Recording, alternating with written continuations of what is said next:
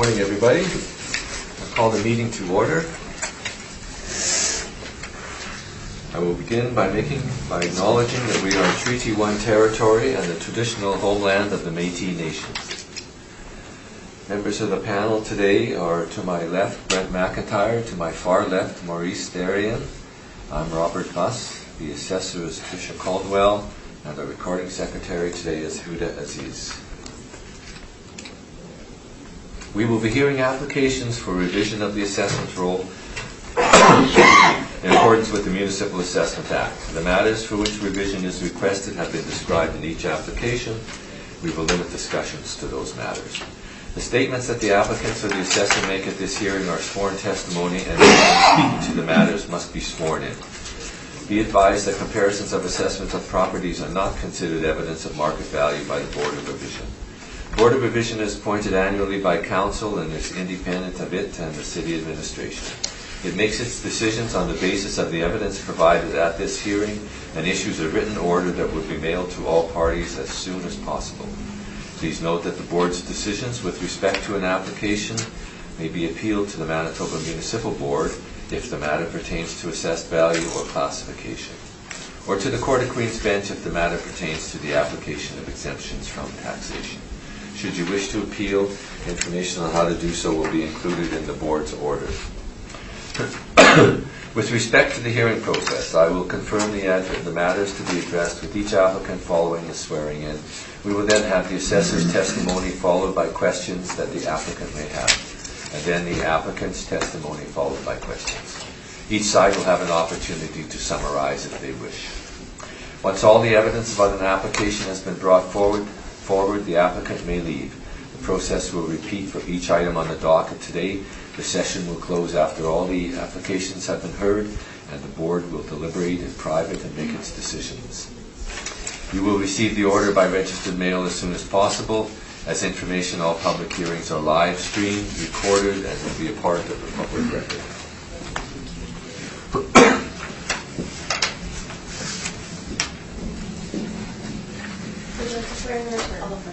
Please state your full name. Tricia Caldwell.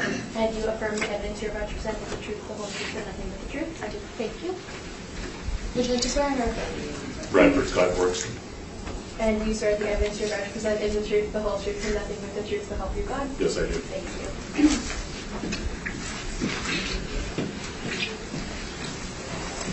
Okay, we will begin with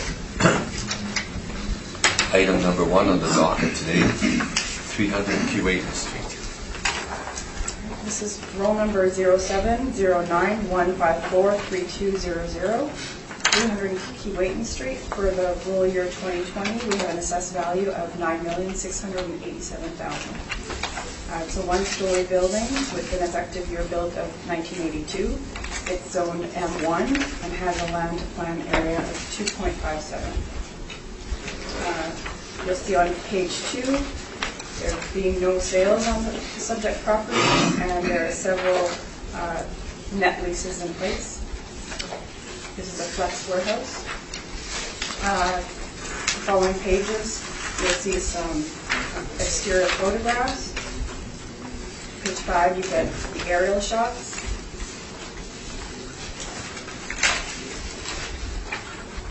And on page 6, we have our capitalization rate chart. All industrial rates fall between 5.5% and 9.8%, with 60% of our cap rates falling, industrial cap rates, between 6.34 and 7.8%.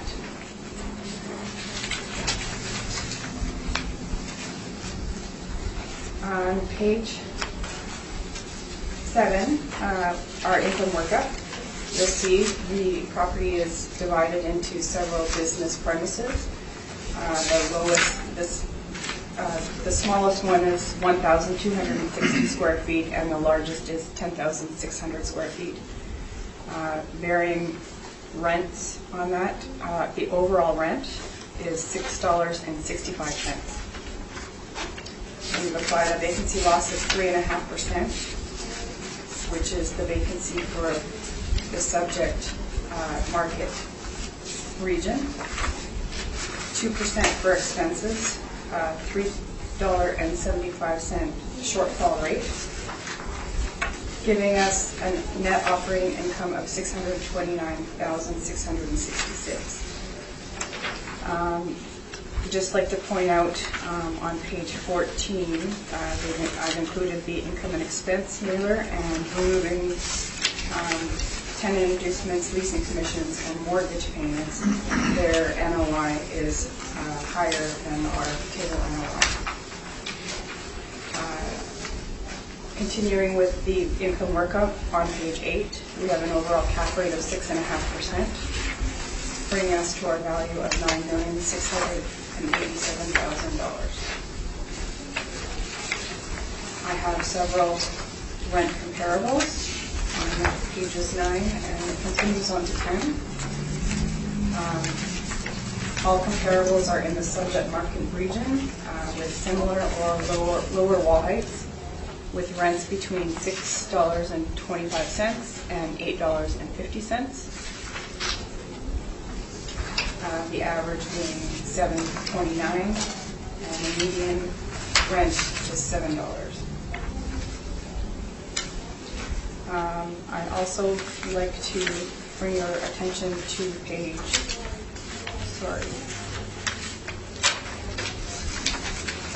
24. I just want to touch on a little piece we put in for the 2020 assessment cycle. The city has given a fresh look, and they have reduced the non-recoverable expenses from 7% to 2%. And thank you, Mr. Chair. That's my evidence. Okay. Very good. We'll see if Boardroom has some questions. I do. As usual, I'm wondering if I might ask a number of questions at the beginning that will or can be applied to each of the properties this morning, and then there will be some very specific questions about this property in particular. Very good. Yes. That works. Now, I also know that we've all seen certainly the industrial cap rate study. I believe we've also seen the non-recoverable expense study that we've presented. I can go into it in as much detail as you'd like. I think we don't need a lot of detail because I'm sure all of us have seen it. I personally have seen it. Ad nauseum. Yes. So you could give it to us at a high level if you like, Sure. however you feel. Okay. And as we go through this morning, there is actually one property where the city has broken out two separate income streams, in particular office and industrial, and for that property we have also included our office capitalization rate study as well, so we can touch on that as we get to it. So, Okay. Good morning. Good morning. Hi. So the information, generally speaking, that we'll be presenting today is all model driven. It is. In terms of model rents, yes, and where a property is rented, you have, you have, for the purposes of this hearing, ignored the actual leases in place. Yes, we have to. That's a directive coming from the department, correct? Well, we derive our own model. I understand the process. You said that you have to use model rents, and so is that a direction from the department? All properties, whether they're owner-occupied or tenanted, are model-driven rents. And you'll agree with me that on an appeal, that it is a site-specific valuation that is to be determined, correct?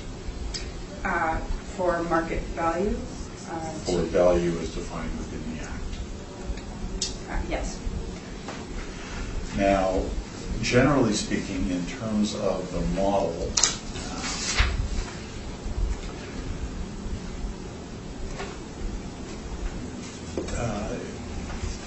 you have some familiarity with how that's how the model rents are derived? I'm not on my website. Some. Like it. Do you agree with me, and let me put it to you this way, that there has been previous testimony before this board from the city business cycle that the wall height is not considered in determining an appropriate model rent? I believe that wall height does come into play with rents. Okay, now on November 27th, at an industrial hearing, the evidence of the city's questioning was that wall height is not going to play to determine model rent. You don't know? No. And similarly, model rents do not account for the presence or absence of office finish in properties, correct?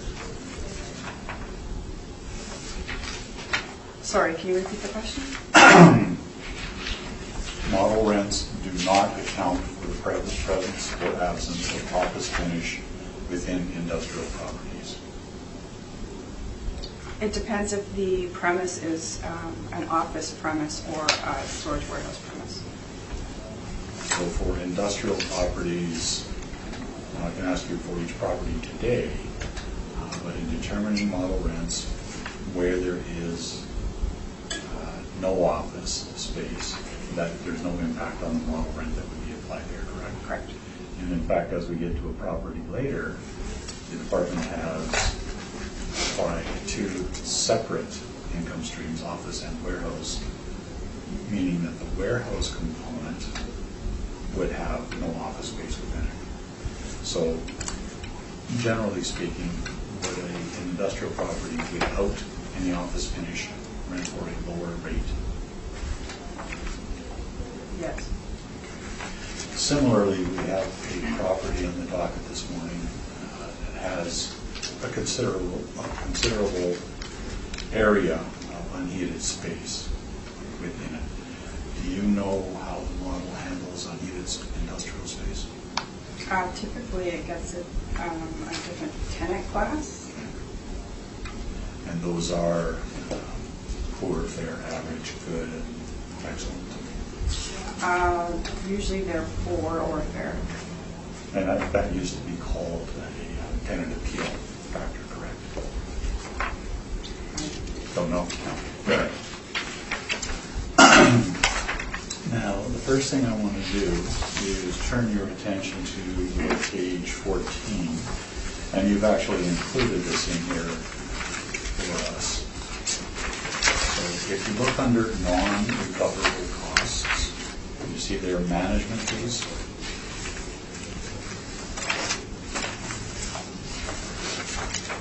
Yes.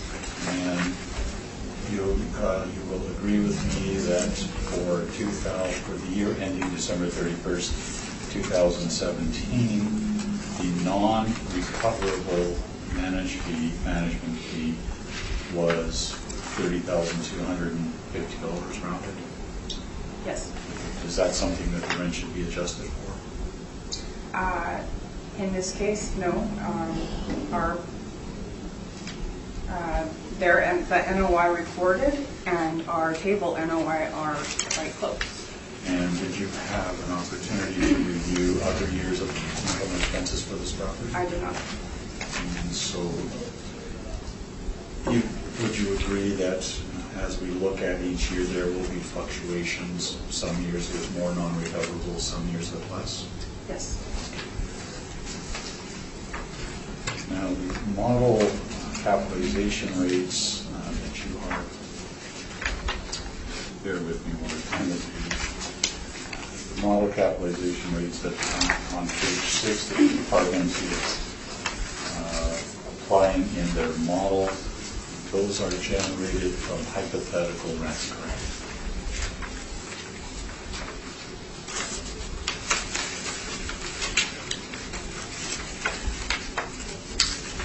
The model capitalization rates are calculated on the basis of hypothetical rents, correct? Yes. And in fact, the model capitalization rates are calculated on all sales of property. Yes. Correct. And that would include vacant properties Correct. and also owner-occupied properties. Correct. Neither one of those would actually generate a real capitalization. That's right. And so the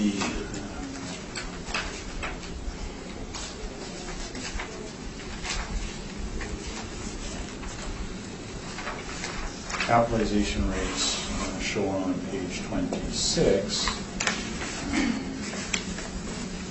Are you aware at the bottom of the page, the last table on that page, 90 Park Lane, you are aware, you've not in previous appeal hearings, that this property was actually vacant at time of sale? It was vacant for less than 3 weeks. It was sold vacant and subsequently occupied by the purchaser. It So- had only become vacant 2 weeks, so there were several years. There was a 10-year lease in place before it was sold, so there were several years of income to make a cap rate.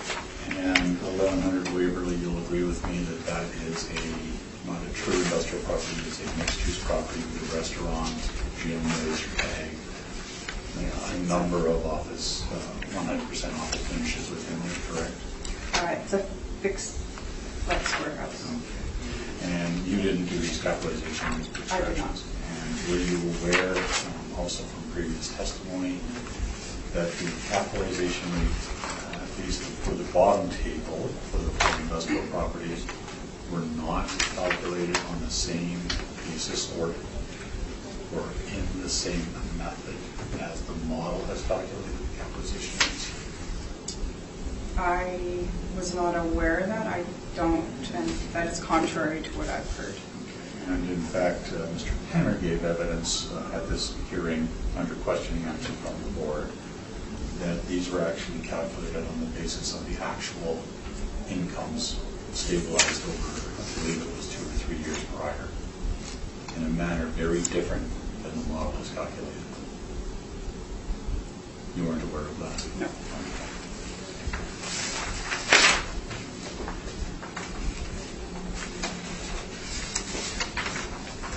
Now, you had an opportunity, and I understand you've looked at the actual net operating incomes. Have you had an opportunity to review the rents within the property? Somewhat, yes. And since management is not recovered on these, it would be a bit of a significant number of them. Would it be fair to say that these are not true net rents? Yes. Is the 2% non-recoverable allowance in this case that the city is applying appropriate given that the management fees are not recovered here? I'm looking on page 13, and there's definitely a management fee recovery. Right. $49,264. Yeah. And if we look on page 14, you see there that there is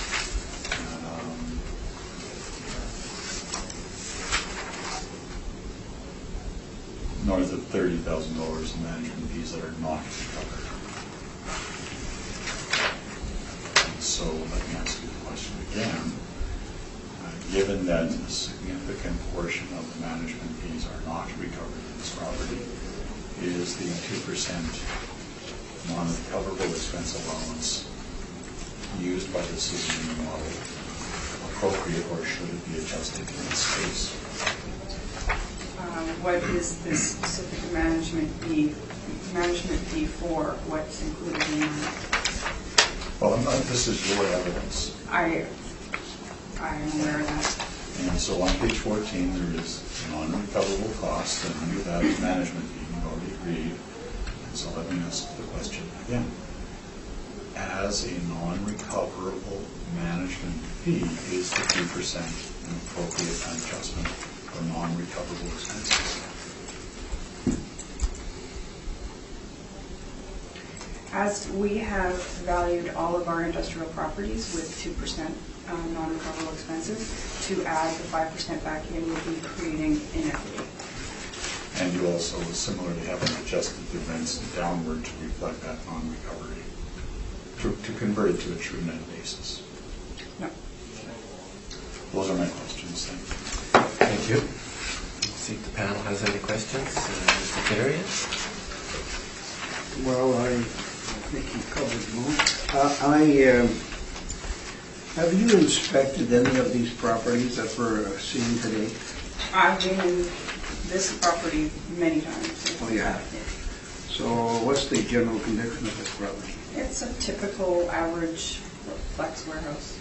Okay. And on the comparables, do you know if are you aware you've been to those, or?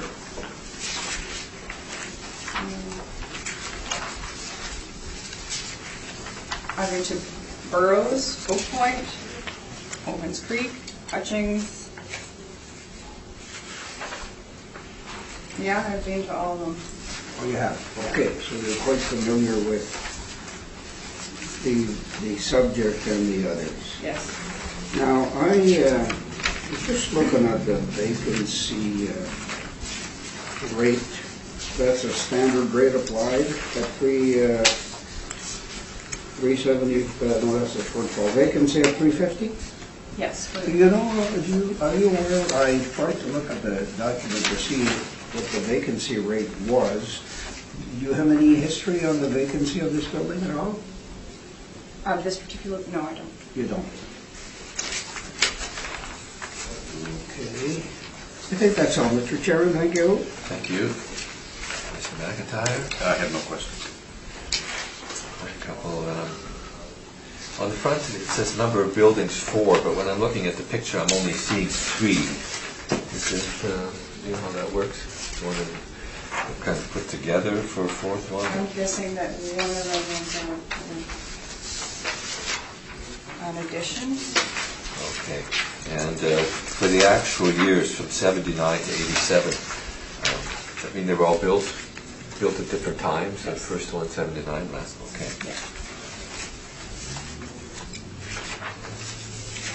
Okay, that's all my questions. Thank you. Mr. Borgson, if you'd like to take us through your information. Thank you. Just to address your question, if we turn to our page 3. This property, you're quite correct that the property is actually improved with 3 separate buildings. The original building was built in 1979. You'll see there in the middle paragraph the size of 37,667 square feet. Sorry, 38,319 square feet. There was an additional building, and I believe it's 2 buildings actually, 37,667 square feet, built in 1981, so 2 years apart. There were subsequent additions, 4,533 square feet in 1986, and then another building in 1987 at 22,176 square feet. Wall heights in this property range from 17 to 20 feet. That is, in our view, substandard, lower than market expectations for industrial properties. It's not unusual for this age of property, but certainly in terms of modern design, those are substandard wall heights. And we do or have included a number of pictures starting with page 13 of our brief. I don't intend to go through them. It's a sampling arising from our September 20th, 2017 inspection of the subject property. We show the exterior of the buildings, and we show a sampling of the interior of the buildings. And when you consider the wall height between 17 and 20 feet, when you consider the clear ceiling height on the inside, it's going to be something less than that. So 15 and a half to perhaps 17 and a half or 18 feet clear wall height inside each particular unit. It is a flex warehouse design, and with sort of storefronts, if you will, and industrial space at the rear with a loading door at the rear of the property. 29 actually details the years of construction of the various components of the property, including their wall heights and construction type. So this property actually, having inspected it previously, is a little awkward to get to, so access and egress are not the easiest. You actually have to swing on to, if we look at page 4 at the bottom, you actually have to, if you're northbound onto Wayton Street, it's just past the underpass, and so you actually need to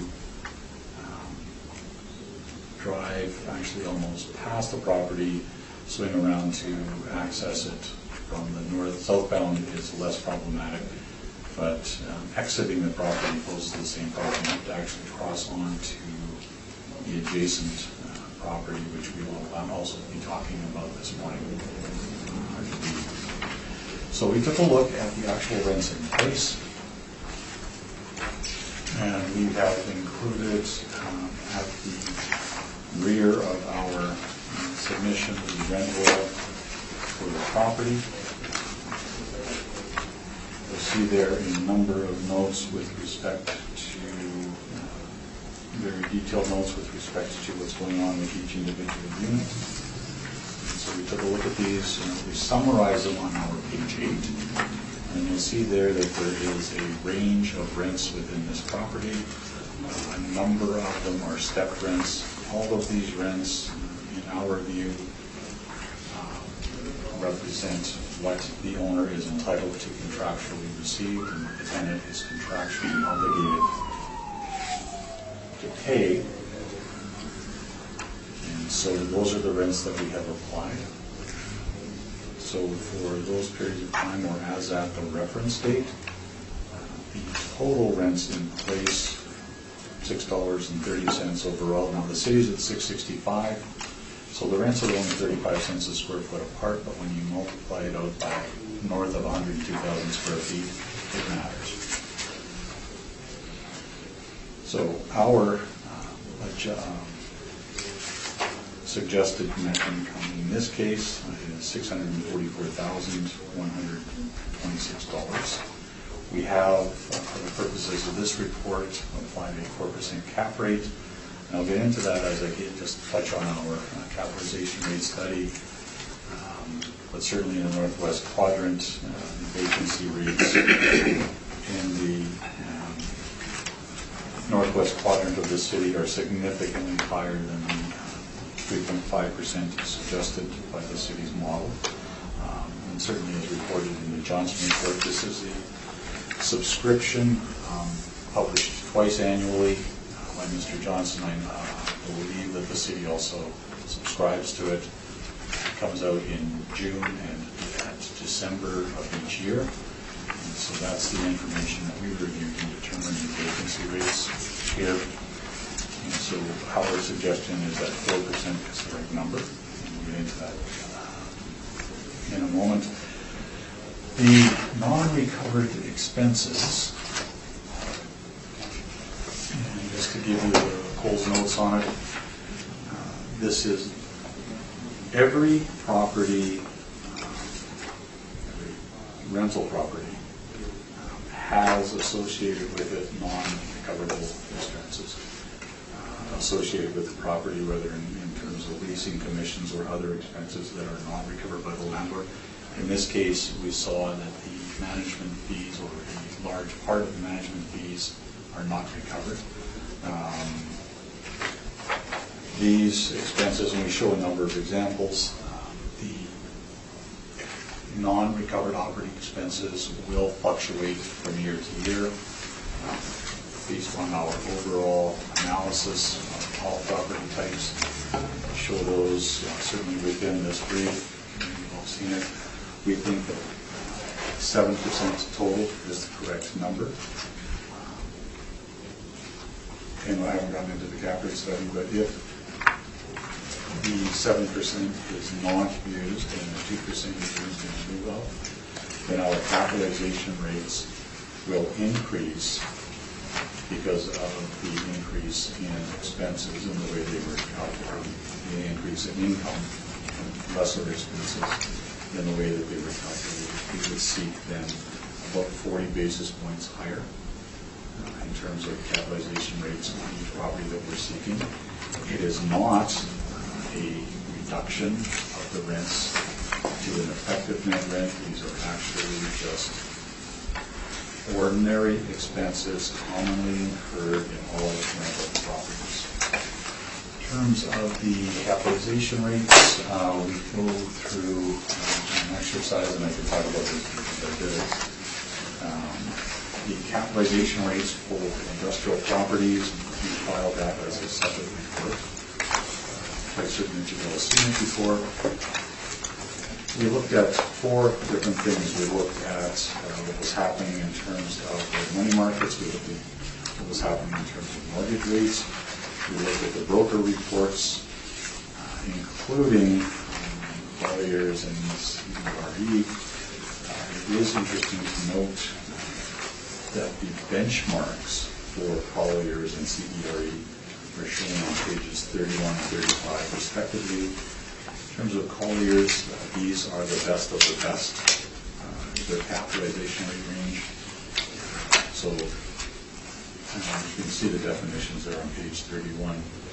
Newer properties, appropriate ceiling heights, appropriate office finish within them. Investment grade, covenants, strength, leases, none of which are present in such a property. Similarly, CBRE, page 35, shows the best class product for Class A suburban office and industrial. Recently completed to a high standard. This is not the case here. Leases to better quality tenants on 5 and 10-year leases. Typically newer construction, that's not the case here. Suburban B, Class B suburban office and industrial is older product, mostly 5-year leases, typically previously owned. So that's in terms of a summary of the broker reports, and we also go through a number of capitalization extractions, which we show on page 13. So all of those 4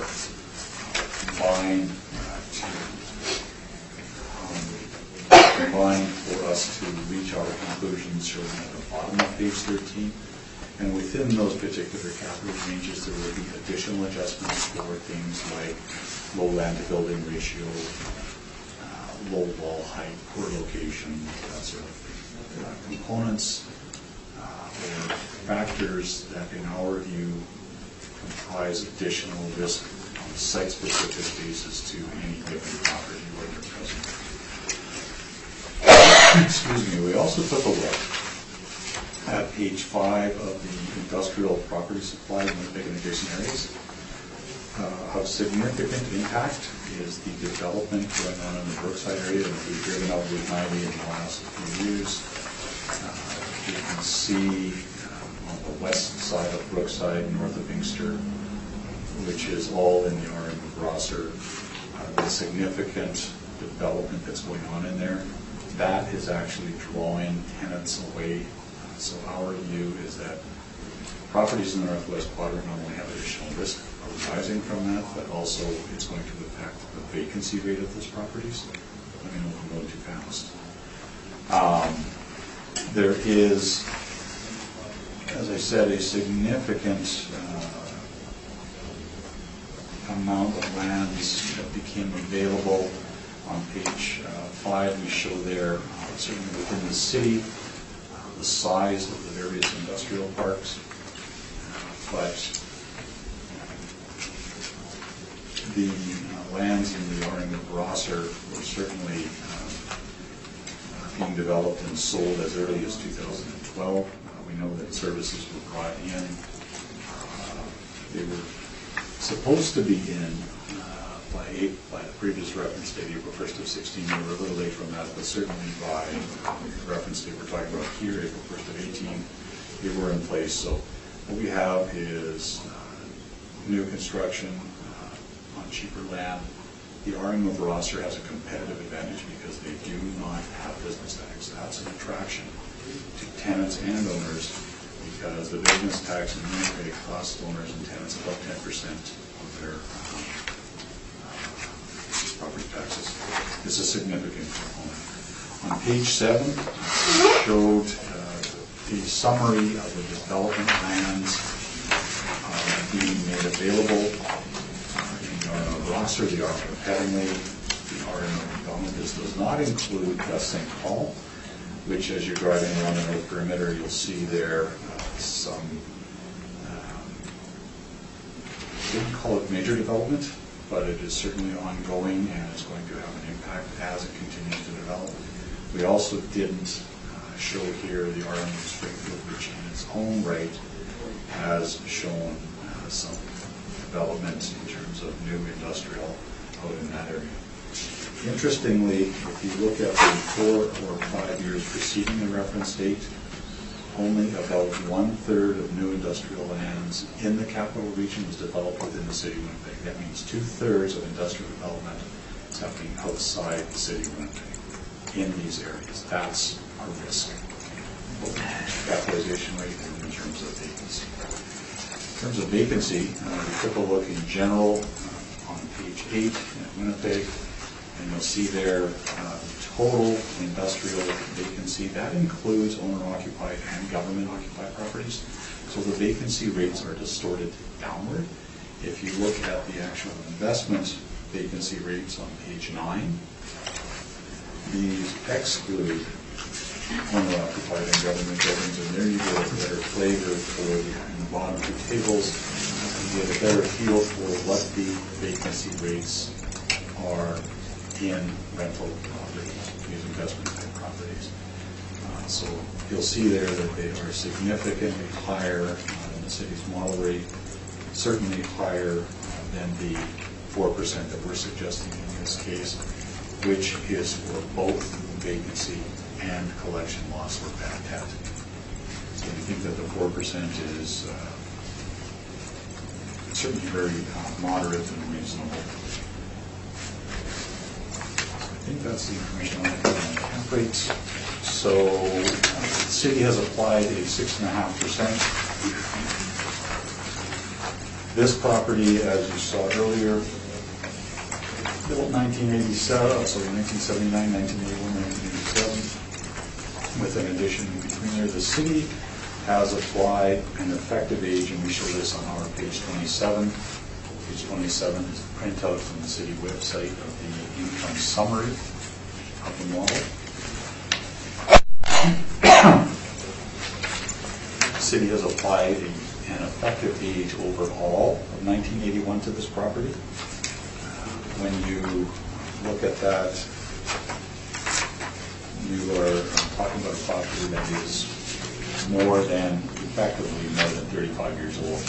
Industrial properties, if you look at a cost manual, Marshall Evaluation Service, for example, typical industrial properties have a 40 to 50 year lifespan. It can be extended with rehabs and improvements. In this particular case, though, the 6.5 is, in our view, too low. And so, based on all of the information we have looked at, we're looking at 7.5% for this one. This is a 1981 building. It has low wall height. And the land building ratio, it's also on the assessor's brief. She shows it at 2.57. I've shown it as 2.60 to 1. That is substandard in terms of industrial expectations. Typically, you want north of 3, up to 4, 4.5 is fine. After that, then you start looking at the site configuration and any potential usable areas beyond that. And we're going to run into that later on this morning.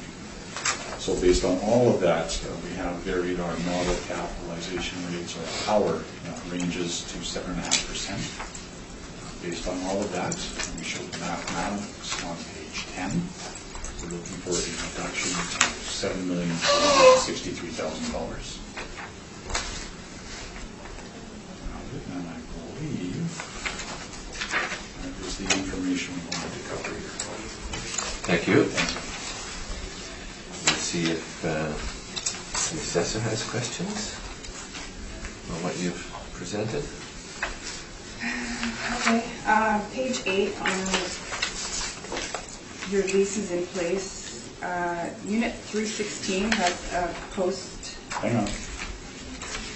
This is in place. Okay.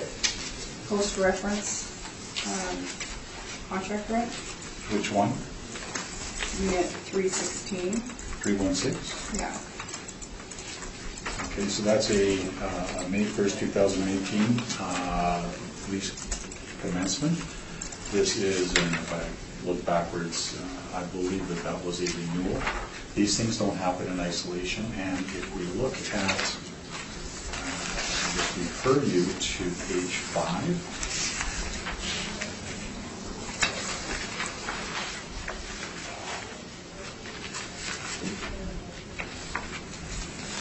So if we look at the very last line in the third paragraph on page 5, our value is estimated based on information which was known or which could reasonably have been known by diligent buyers and sellers in the period ending April 1st of 18. My view is that the lease renewal is known by then. Tenants just don't renew in the last 30 days. And so where there are where we are of the view that it would be known, we're going to apply those rents. And I can certainly look up the other rent. I believe it's about a third or so. So we've actually applied a higher rent. Certainly it was known as of April 1st what that lease rate would have been. Okay. And your 7.5% cap rate, do you have any cap rate sales to support 7.5%? Adjusting for the land building ratio, adjusting for the age, and adjusting for the low wall height of this property, I think 7.5 is well supported. Okay, and your cap rate sales, do you know the land building ratio of any of these?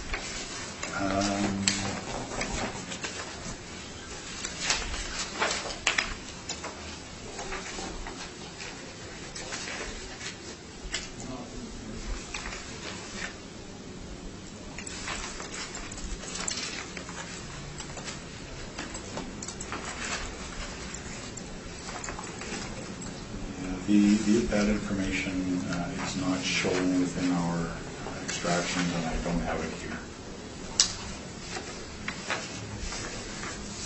Thank you, Mr. Chair. Those were my questions. Thank you. Mr. McIntyre, any questions? A couple. Any vacant space in this building? Not that I'm aware of as of the reference date. So this is fully occupied. And you mentioned a couple of times about the substandard wall height. Yeah.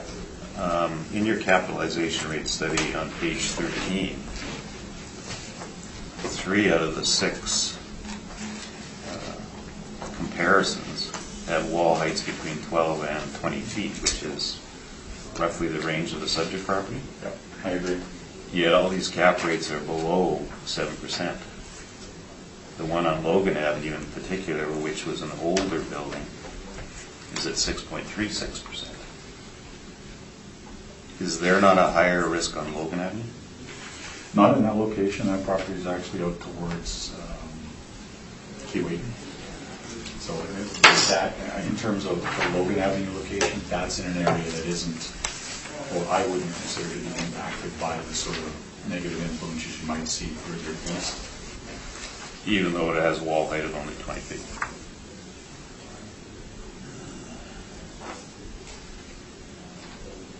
Those are my questions. Thank you. Mr. Therian, questions? Yes, I want to pick up a bit on my colleague's question on vacancy. What's the history of vacancy in this building?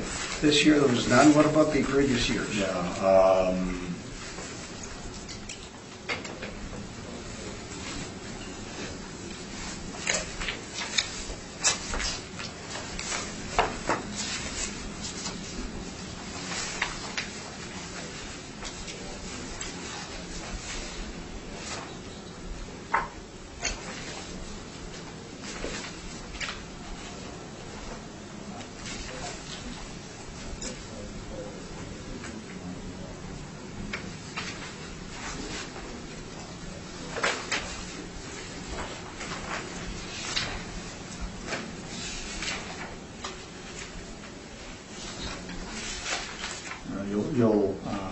that we're looking at snapshots in time here. Yeah, we're also looking at trends too. I understand that. And so December 31st of 16, they're showing CAM vacancy, property tax vacancy, management fee vacancy, but as of December 31st of 16, it was 0.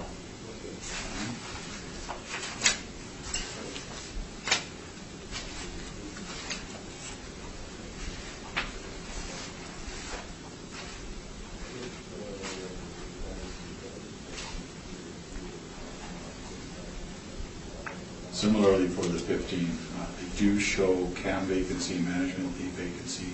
These are expenses. Property tax vacancy, snapshot in time December 30, January 1st of 16, so December 31st, 15 was also 0. Okay. But at some point during the year they have experience. So. Okay, now, I'm just trying to put logic in the arguments advanced. The city has as a standard rate $3.50, and we talk about site-specific all the time, and you drive that home, which is fine. So why would you even bump up the $3.50 to $4 when there's none? Well, it's percent. Sorry. Yeah, that's fine. And in this particular case, for the reasons that I've outlined, including the additional competition and the Johnson reports up in the Yeah, Northwest except we're looking at what's happened to this building here. I understand that, but you will also find that when I come in here and there is an elevated vacancy rate, I will typically, on the basis or on the expectation that it would at least be partially cured, then I will not use the actual elevated vacancy rate, but actually something less than that. It swings both ways. If we're not going to apply a reasonable vacancy rate to calculate the value in perpetuity as we do every 2 years, then certainly I'm going to be appearing in here looking for full-blown vacancy rates as of the reference. Okay. I asked the assessor if he had inspected any of these properties. Have you inspected this one? Oh, yes. In fact, I might have glossed over it, but the pictures shown at the rear of the submission were taken during my inspection in September of 2017. And what would be the condition of that building? Average. Average? Okay. I was quite interested on your cap rate, because, you know, you throw a lot of stuff at us that we have to try to absorb in a short time. But as I look at the different rates here in these pages, and so I go to, for example, I'll jump to page 29. 29, and then I can see the multi-tenant industrial for Winnipeg between $6.50 and $7.25. Right. Okay. Then I move in to page 33, which again, looking at industrial, 6.5 to 7.25, and then page 34 again, 6.5 to 7.25. So let me look at all of this. No, I'm just, let me finish my thought here. So this is some of your background. Obviously, there's other issues, but generally, that's what's in there. So now, before we move on, if I might address those particular questions. Maybe let yeah, I'll throw my thought off now. I'm not sure what I was going to advance something else I meant. Okay, go ahead. So in terms of what you refer to on page 29, for the industrial capitalization rates, this is from the, and if you look at the bottom, this is from the Collier's Cap Rate Report, Q1 of 2018. And I went over it earlier, but if we turn the page and look at page 31, you'll see there on page 29 that Collier's divides their industrials into single tenant A and multi-tenant B. Mm-hmm. And you'll see there on page 31 under industrial, single tenant. Their expectation or their benchmark for those rates are steel frame, precast concrete, tilt-up panel, 50 to 100,000 square feet with 10% of office space. Modern building with average lease duration of 10 years, investment grade covenant strength, years 1 to 5 in market with 15% rental growth by year 6. That's not this property. So this property would be considered, well, and we're going to look at the multifamily in a minute, but this property does not meet those definitions for Collier's benchmark for that class. And if we look at the multi-tenant B, it is similarly steel frame, precast concrete, tilt-up panel, 25 to 100,000 square feet, so good for the size range, with 10 to 20% office space, modern building with average lease duration 6 to 10 years, investment grade covenant strength, years 1 to 5 at market rent 15, so it's very similar with 15% growth by year 6. This is not a modern building. This is not three modern But it's buildings. masonry constructed. It's masonry construction, but it is not precast concrete, and it is not tilt-up, and it is not steel frame. So how does that differ, how does that differ from the CBRE rates Well, that they each are all in that range? I'm going to go over to the CBRE in a moment, but sticking with Collier's for the moment, the range for Collier's rates that they showed on page 29, and so let's just look at the multi-tenant Bs for a moment, between 6.5 and 7.25 for the multi-tenant Bs. This property is older, it is not a modern building, and so from that range, then needs to be above. My adjustment, based not just on this, but all of the information that we show in here, is up to 7.5. If we take a look at CBRE, and you referred to page 33 and 34, if I recall correctly. Similarly, they have definitions on their page 35. And so this one will fall into Class B, suburban office and industrial. They combine the rates. And you'll see there, older product, mostly 5-year leases, typically previously owned. But for the industrial B in Winnipeg, it's between 6.5 and 7.25.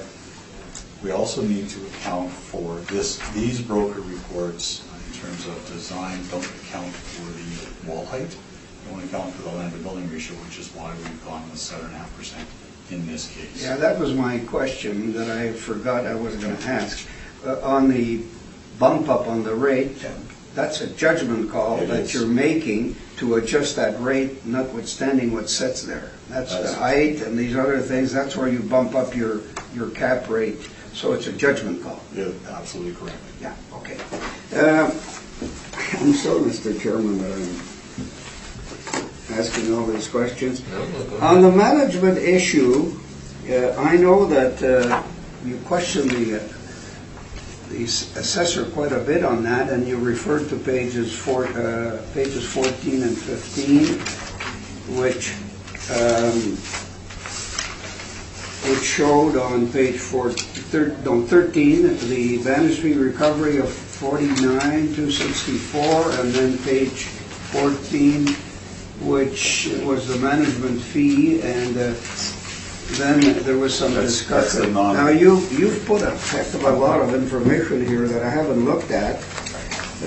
So where can you point me to justify your 5% in a succinct way? Because I don't want to look at all these pages. Within our management, within our non-recoverable expense study, Yeah. let me take you to the page.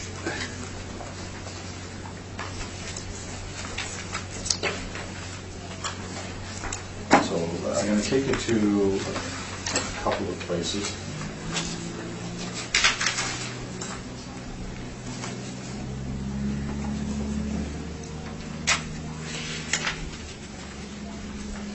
So if we go to page 1.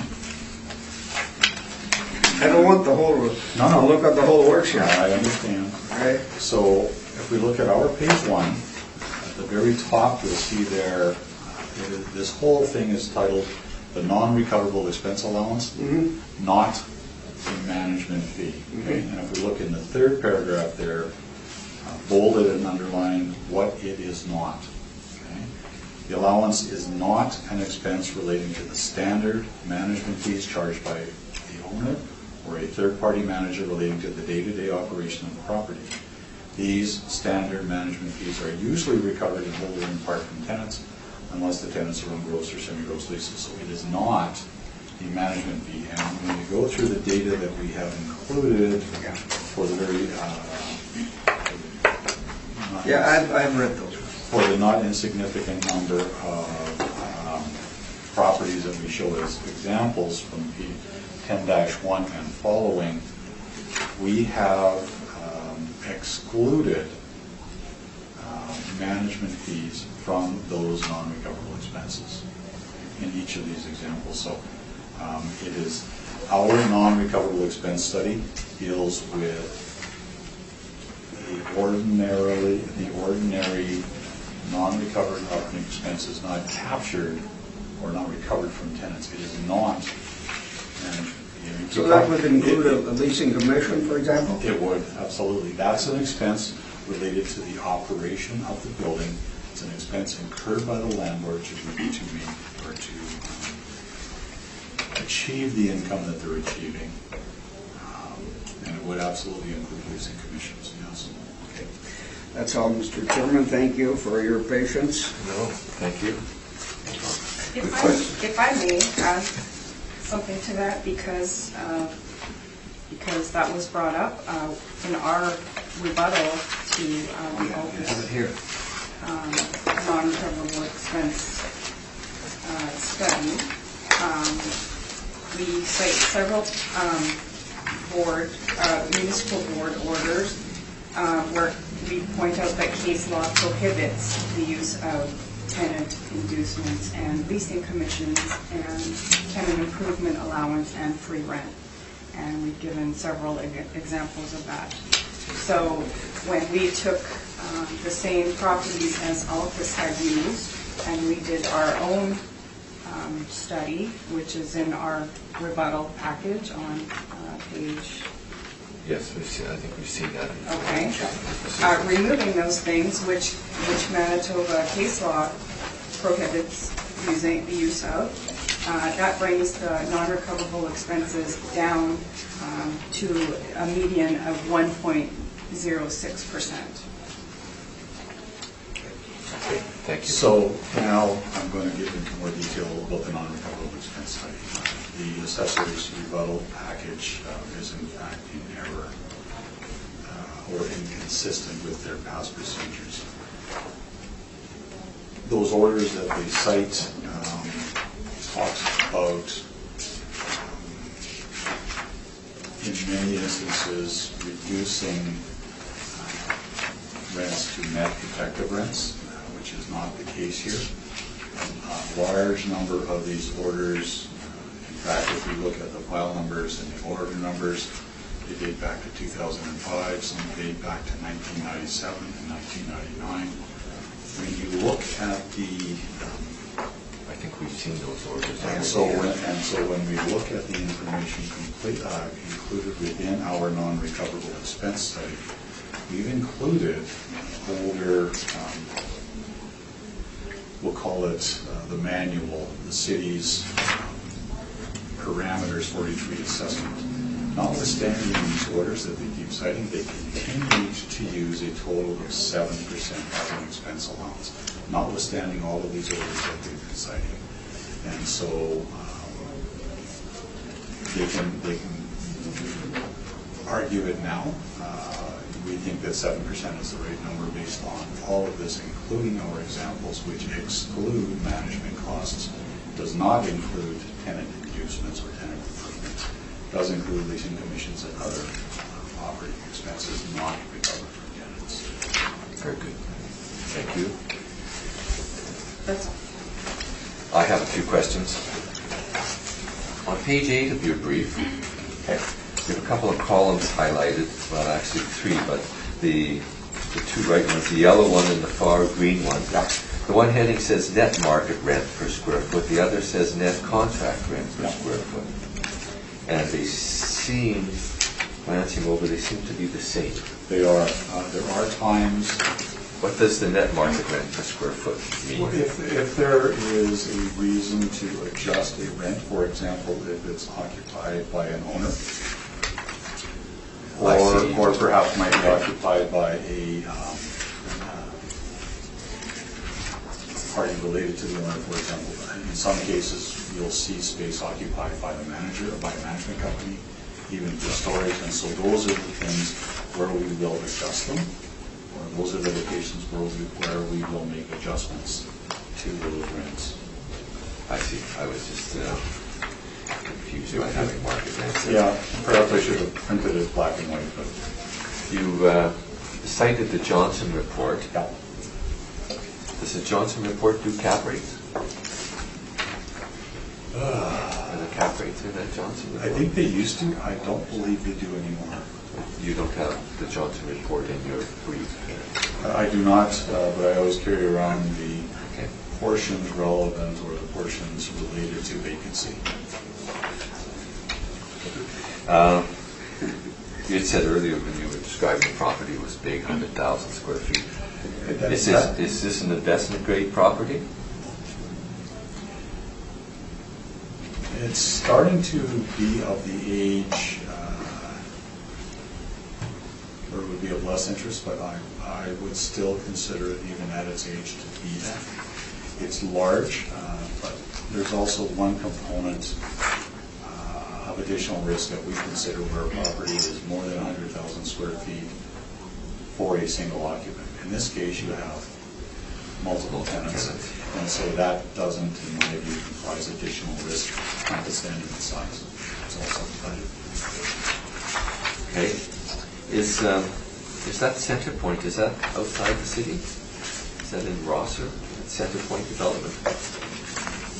You were saying earlier that a lot of development was moving out in the northwest corner there. That's absolutely true. So And you have a map with it showing. it's actually within our capitalization rate study. On page 6. So you'll see there Centerport, which has continues to have a significant amount of investment grade. And I didn't get into it, but Centerport has. Well, you don't have to. I'm just curious to know No. whether it's in the city or not. That's my question. Some of it is and some of it is not. I see most of it's north of Saskatchewan Avenue, but I'm not sure where the exact city boundary is. But I understand. what you're doing there. Some of it is and some of it is not. But that area has also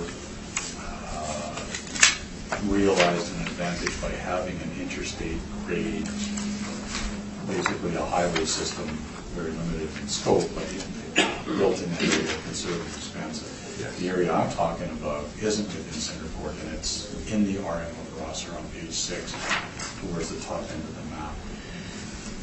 Okay. And finally, my last question is back to the cap rates.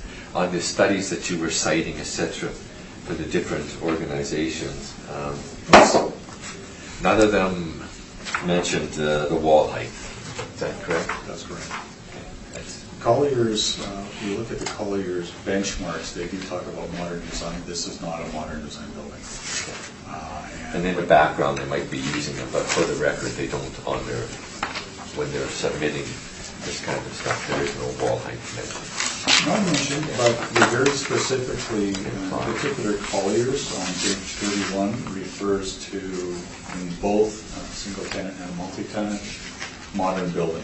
This is not modern building with modern design. When you drive out Brookside Route 90 and look at the RM of Rosser and the development that's going on up there, that's the wall height that you're going to expect to see. Is typically nothing less than 24-foot wall height up there. Thank you. That is all my questions. Chance for summation? Okay, that will conclude the item number 1. And we will move on to item number 2.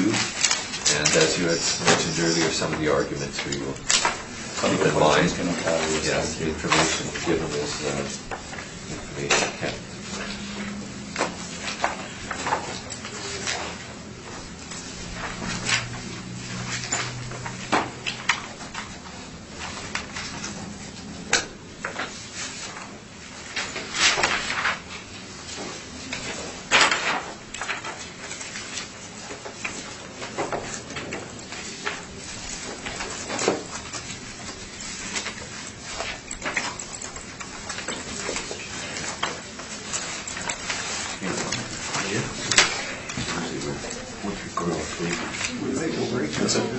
It's a nice change. No.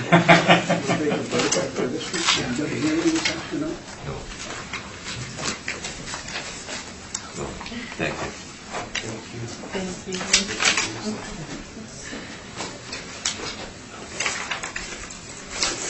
Okay, are you ready, please? This is roll number 141-000-46000, 272 Oak Point Highway. This is owned and operated by Paul's Holland Limited. For the 2020 assessment cycle, we have an assessed value of $9,322,000. This is a truck warehouse with an effective year built of 1981. Wall heights from 13 to 23 feet. It's zone C3 and has a land to plan area of 7.07.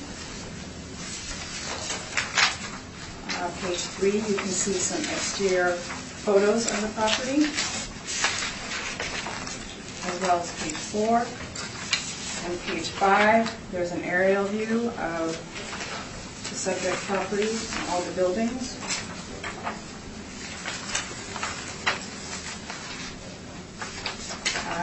Page 6, we have our cap rate study again, or cap rate chart rather. Page 7, you'll see we have 2 income streams on this property. I think this is what Mr. Boardroom was referring to earlier. We have a standard office income stream and a truck warehouse income stream. And the two income streams together equal the total estimated value of $9,322,000. Page 8, I'll go through first the standard office income stream workout. So we have a leasable area of 15,985 square feet with an overall rent of $12.08.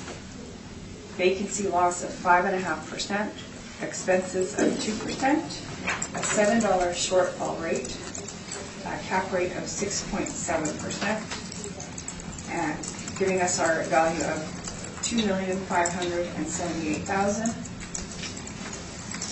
And on page 9, I have some office rent comparables.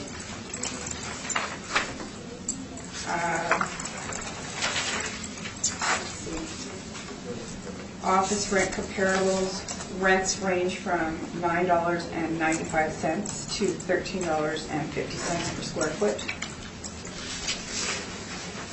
On page 10, we have a workup for the transit warehouse. There's a leasable area of 160,737 square feet, and we have an overall rate of $4.11. A vacancy loss of 3.5%, 2% for expenses, $3.75 for shortfall rate, a cap rate of 6.5% for our value of $6,744,000. Again, the total of the 2 income streams together is $9,322,000. So on page 11, I have some rent comparables for the truck warehouse. All comparables are in the subject neighborhood with mostly low wall heights with rents between $5.22 and $10.65. Our table rate is actually lower than the comparables. I couldn't find much lower. And I think that's my evidence. Thank you, Mr. Chair. Thank you. Boardroom, questions? Just actually, just a few. Take a look at your page 9. Make sure OFS rent comparables. Subject property is located in an area that doesn't have standalone office buildings, right? That's correct. And would it be your opinion that that's because there's no demand for it? Yeah, for sure. And so in terms of the office section of this property, or the office income streams for this property, that is in fact a standalone building, but all of your rental comparables are not located within the subject area, correct? That's correct. Is the lack of demand in the subject location something that would require a downward adjustment to your comparables? Possibly, yes. Do you know what, you talked about a tenant factor in your model. Do you know what tenant factor was applied to the office with your OFS component here?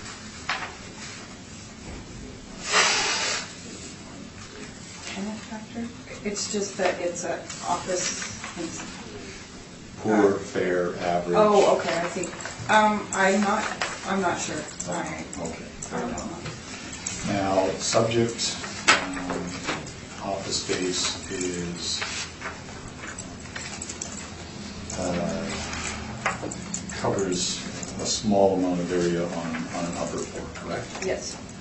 And do you know if there's an elevator in this building? Sorry? Do you know if there's an elevator in this building? I don't know.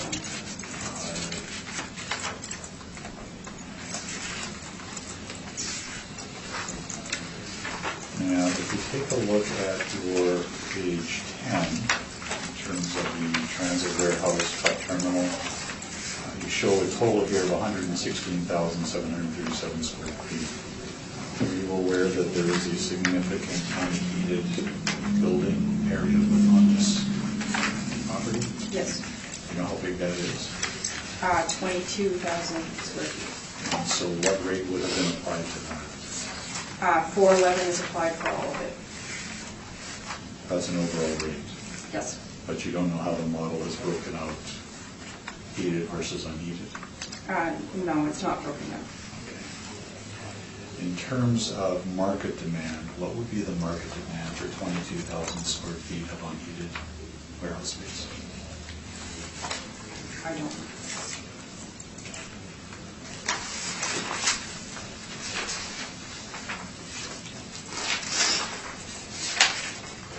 Those are my questions. Thank you. We'll see if panel has any. Mr. McIntyre, question? No, I just had a question about the unheated warehouse, but it's been answered. Good. Mr. Darian, questions? No, I'm okay, thank you. So the unheated warehouse part, that's included in the rate as it is. It's all been Yeah.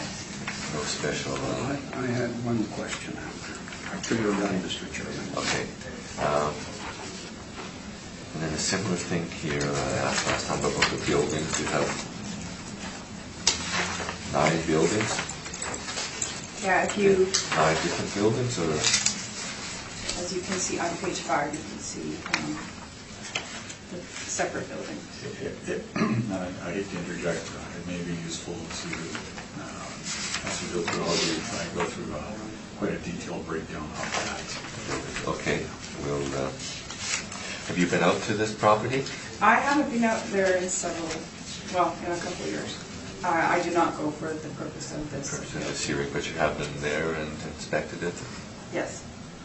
And Paul's hauling this big trucking operation, so they have offices and then they trucks and they maintenance of trucks and stuff like that? Yes. That's all my questions. Mr. Boardroom, if you'd like to. Just one question. Oh, yeah, I'm sorry. My memory's short. Because, well, that's fine. On page 1, you had 1 story, but it looks as if there's Oh, there is some yeah. mezzanine.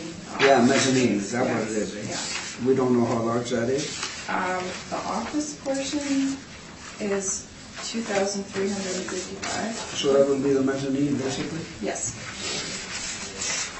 Okay, that was my question, Mr. Chairman, thank you. Okay, now we can hear from Thank you. Mr. So Boardroom. I'm going to start just to give you a sort of an overview of the property. I'm going to get you to flip back and forth between a couple of pages, our page 3 and our page 16. Excuse me. And on our page 16, you will see there an overview of the site with the different buildings on the site. And I've numbered them to coincide with the city's breakdown that we show on page 3. And the unheated storage building that we're talking about, built in 1990, metal frame, 22,000 square feet in size with a 16-foot wall height. That's building number 8. And you'll see that at the rear, if we're looking at this in terms of direction, that's on the west side of the site. Building number 1 is the office building that we're talking about here, but it is not 100% office. There is warehouse type property attached to it. I did inspect this property previously, but also in September of 2017 in preparation for the previous cycle assessment appeal on this property.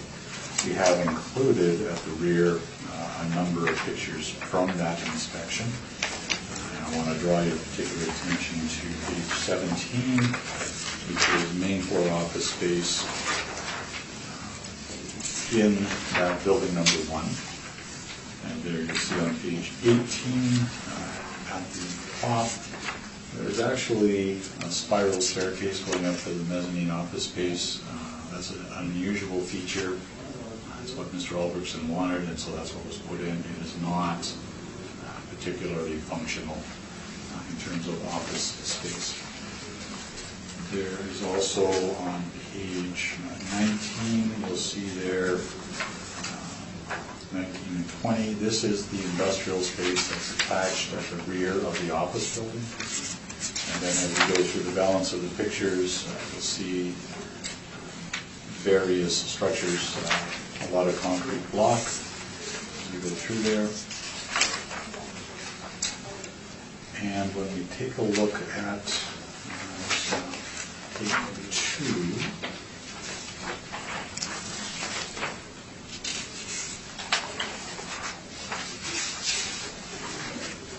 page 32, that's the unheated salt shed that we were talking about, 22,000 square feet in size.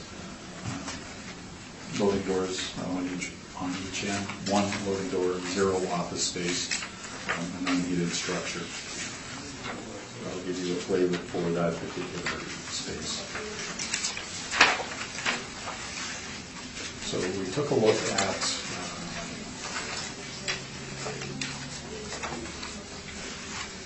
the 2 income streams that the city has applied here. We have, starting on page 10, we show a number of rental comparables, including in the Munster Park area. 1450 Mountain, 15,899 square feet. That is actually office space. I believe Hotelic is the occupant. That was once upon a time owned by Palliser. I think it's been sold up since then. But that tenancy is 100% office. There is no warehouse associated with that. Lease expiry, May 31st, 2017. That was the latest information we had. $5.25 a square foot, even allowing for an increase in that range. We're certainly significantly lower than the $12.08 overall suggested by the city's model. Tony Bentall, I believe, is occupied by the First Nations Child Services. That's at $7.50 per square foot with an escalated rent commencing in May of 2015. And so there's a number of other ones there. These are all office rents. The first the first 5 of them in the northwest quadrant, with the bottom 3 being at what we talked about with the assessor earlier, one of their cap rate comparables at 1100 Waverly Street. 6, 7, and 8 are all within that complex. They're all significant office space. They are all office developed. That's on Waverly Street. It will carry, in terms of an office location, much better than the subject property. They range between $8.75 and $11 per square foot. Overall, we applied $10 a square foot to the main floor and $9 a square foot to the 2355 square feet. The upper space can't be rented on a standalone basis. The spiral staircase is not a functional access point. Any rental in this property without elevator service to the second floor limits the type of tenants that can occupy this space and offer public services. Needs to be handicap accessible. So overall, the blended rate works out to $9.85 a square foot, which we suggest more accurately reflects a market view for this office space, considering the lack of demand in the area particularly. We have applied the assessor's model rate at 5.5 for vacancy, shortfall rate $7 per square foot. We continue to apply 7% for non-recovered expenses. That does not include management. We have filed for this a separate office capitalization rate study for this particular property. Office suburban ranging between 6.25 and 7.5% in this location with the age, condition, physical characteristics. We've adjusted that. Our ranges are shown on page 6 of the calculated office cap study. We think that 7.75% is appropriate here, not 6.7%. There is simply no demand in the area for office space. That constitutes a much higher risk for this space. For the trucking warehouse, and you'll recall, as we went through the pictures, there is a total of 116,737 square feet for this TRW leasable area. Of that, 22,000 feet is unheated, low ceiling, basically salt storage. Salt. Yeah. And so for the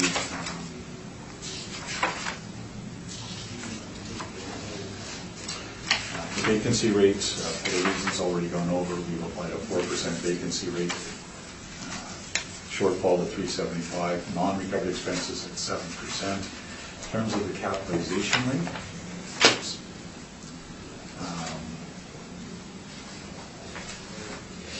so let me just back up for a minute. In terms of the income, I did take a look at the TRW revenues. I looked at basically what I did was I broke down the space. There's a truck wash and a tire repair. There's 74,168 square feet of warehouse, and there's the unheated salt shed. So I applied $6 to the truck wash tire repair building. All of these are shown and identified on our page 3 and 16. For the warehouse area, I applied $4.25. I looked at rental comps, and for the unheated salt shed, I applied $1.50 a square foot. I came out with $471,628. The city's at $479,701. That's awfully close in my world, so we are not opposed to the city's model rent at a blended rate of $411 per square foot for the TRW. So our differences lie in the vacancy rate, the non-recovered expenses, and the capitalization rate, which, based on the physical features, including the 22,000 square feet of low wall height unheated space. And as you look through on page 3, the different areas, it is, in terms of the industrial uses, a significant component of this, in fact, it's north of 60 or close to 70,000 square feet of it with 16-foot wall height. that is substandard. So we've varied the vacancy rate up to 7.75% based on the ages and based on the features, physical features, including the unheated storage, the low wall height, and so forth. Go through the mathematics on page 13 for both the OFS and the TRW. And we're looking for a reduction to a total of $6,957,000. So pictures. Page 35 and 6, that's the city's printout of the physical features and the income summary. Page 34 is the physical features, 33. Pictures we've already gone through briefly. I believe that's the information we wanted to cover on this property. Very good. Thank you. We'll see if the assessor has any questions. Hold on.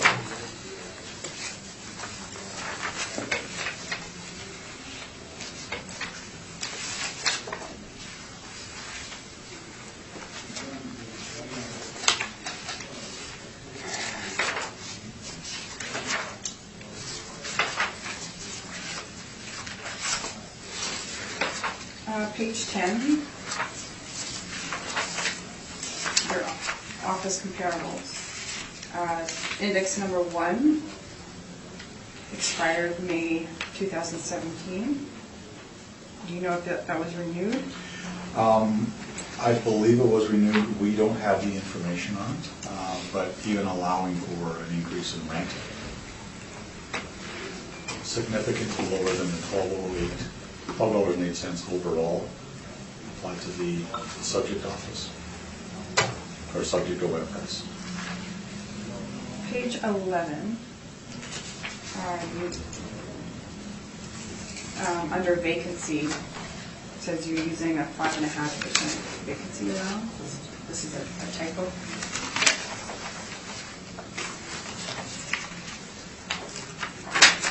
For OFS. Yeah.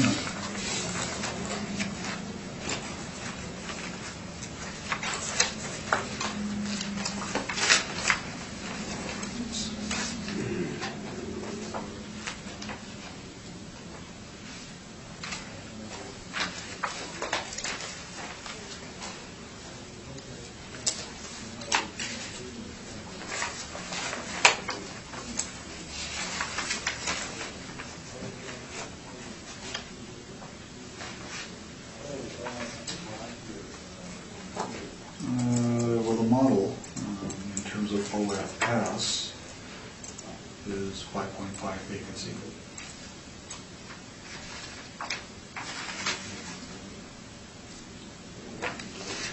But then, Hang on, let me just look.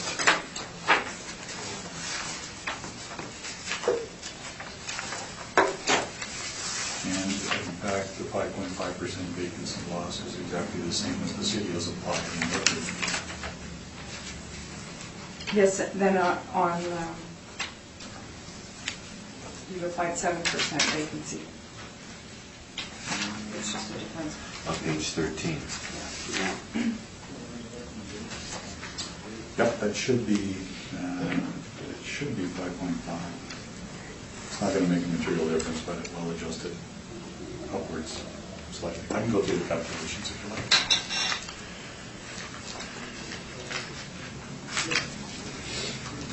Yeah, it should be 5.5.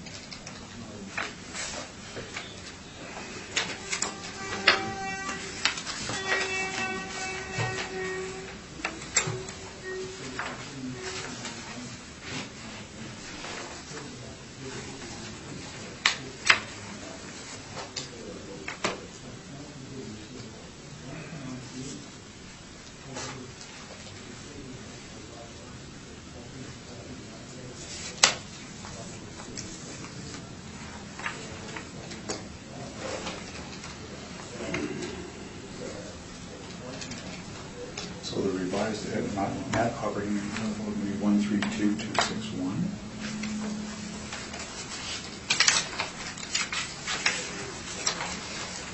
Pardon me? The revised net operating income would be 132,261. Okay. And the revised capitalized value, 1706594. Okay. So 50,000 more, so 7 million and change.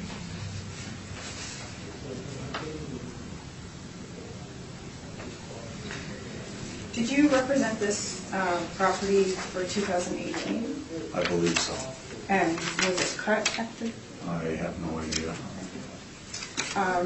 The value you're asking for is actually... 1 second, nor do I know if there's a pending municipal board appeal. I just don't know. Okay. The current value that you are requesting is below 2016 level. What's happened to the property in this time? 2016 reference date? Yep. Well, as I said, I don't know if there's a municipal board appeal outstanding. I look at the current market information, I really don't. The previous assessed value was never a starting point for me. Are we in a recession? Has something drastic happened to this property that... As I said, based on the market information we reviewed in here, that's my opinion of the value of the property. Okay, thank you. Thank you. Mr. Therian, questions? No, I think I'm fine. Thank you. Mr. McIntyre? I have no questions. And I don't have any either. I think everything's been laid out straightforward. We will need for summation.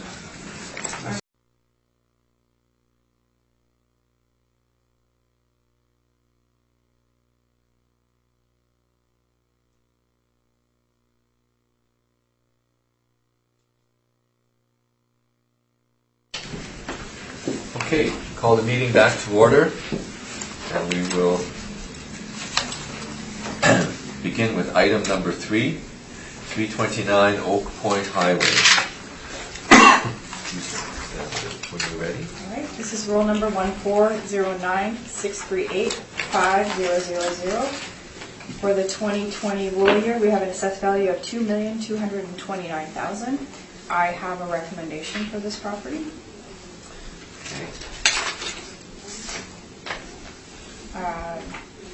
To reduce the value to $1,648,338. Are we rounding? Yes. Okay, so 1,648,000. Yes.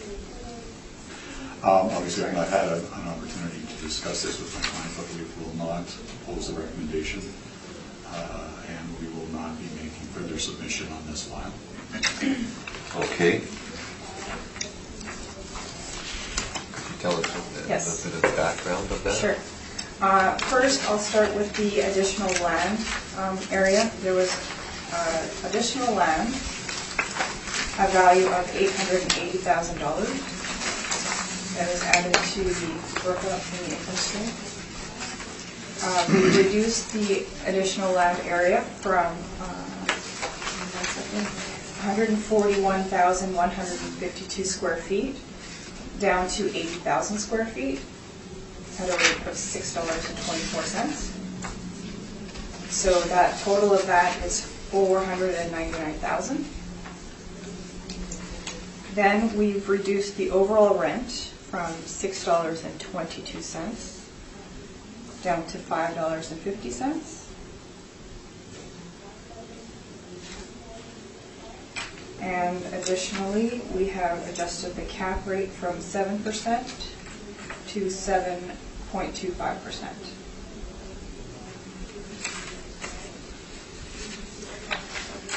Thank you.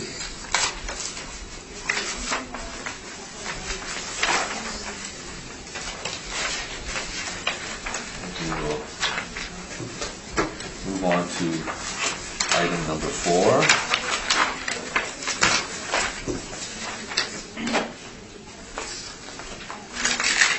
$334 4 Oak Point Highway. This is room number 141-000-45800. For the 2020 roll year, we have an assessed value of $1,672,000. This is a multi-tenanted storage warehouse with an effective year of 1979. It's a one-story building, zone C3, and it has a land to plan area of 7.28. Page 2, there's a sale in early 2018 for $1,700,000. Page 3, you'll see some photos of the subject property. And page 4, you'll see an overhead view of the subject property. Page 6, we have the income workup. We have a total leasable area of 16,156 square feet with a rent rate of $7.25, vacancy loss of 3.5%, expenses of 2%, a shortfall rate of $3.75, has an overall cap rate of 6.5%, giving us our value of $1,672,000. I have some rent comparables on the following page. Comparables are mostly similar use with similar wall heights, with rents ranging from $6.50 to $11.86 to support our table rate of $7.25. And that's my evidence. Thank you, Mr. Chair. Thank you. Board citizens. In looking at your page 6,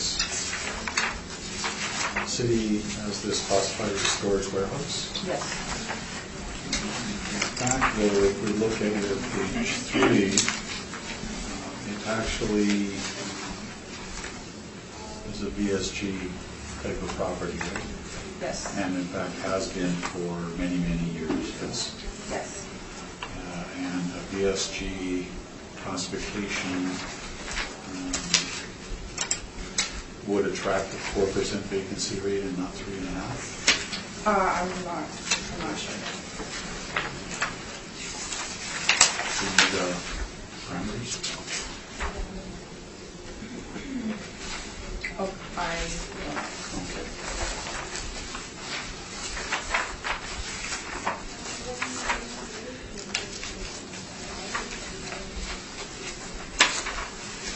Similarly, the shortfall for DSG would be 450 a square foot. Would you agree with that? if that's what it says in the parameters, we have it classified as storage warehouse. I understand, but given its use over a large number of years, is there a reason that it's not been changed? I'm not sure. No? Okay. Now, you indicated that property sold in 2018. Do you know the details of that sale? I don't know details. I have some notes from one of our previous assessors on the sale verification. Can I read that? Yeah, go ahead. Okay. This is from Steve Alden, June 27th, 2018, sale verification. No sales mailer, but searched companies, was owned by Paul Albertson and leased to Denray Tire. Denray bought the property under the numbered company. It looks like an arm's length sale and will include for analysis. And in fact, were you aware that it was the tenant that in fact purchased the property? Yes. And so, would you agree that this is not an open market transaction?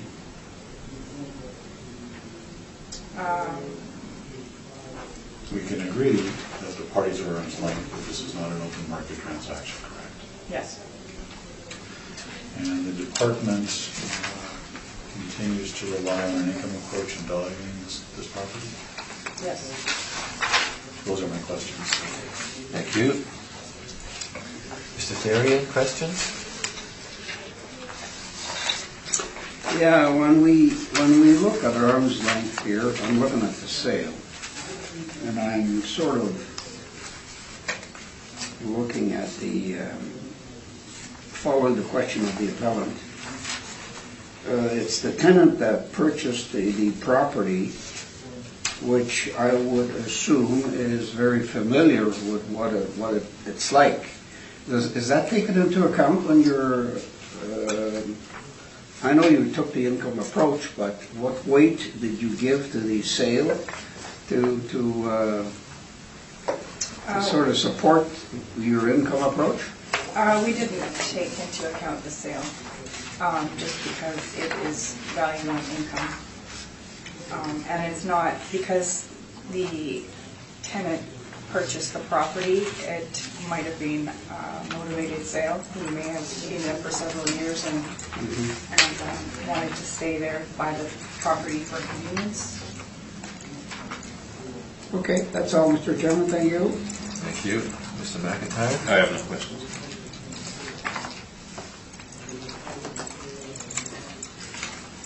So the only information you have about the sale is what Mr. Alden has written out? Okay. Correct. I have no other questions. Mr. Boardroom, if you would like to take us through your information. Thank you. So this property, as we've already talked about, it's actually built in stages, and we show the detail of that on page 3. The first construction of roughly 1/3 of the building area was in 1964, and then there were 3 subsequent additions, 1 masonry wall, or 2 masonry wall, 1 wood frame. And as you look at the picture, they all have wall heights ranging between 17 and 20 feet. Subject property, as we indicated, as answered by the assessor in questioning. Now turning to page 6, subject property was in fact purchased by a related corporation, but the tenant, due to not just work for Paul's Hauling, but the purchaser of this property owns a number of properties in the city, and we do work for them, so I can speak to the sale as well. We have disregarded that sale due to the motivation and circumstances of the sale, and as the assessor alluded to, and certainly it's within the appraisal courses literature, quite often tenants will pay more than an appropriate value for the property because they are motivated to keep the property. They don't have the expenses involved in moving, relocating their business, and so forth. So it wasn't exposed to the open market. It was an arrangement between the owner, then owner, vendor, and the tenant, now purchaser. On page 6, it doesn't, we actually highlight 4 different points. It doesn't meet the typical standards for market value.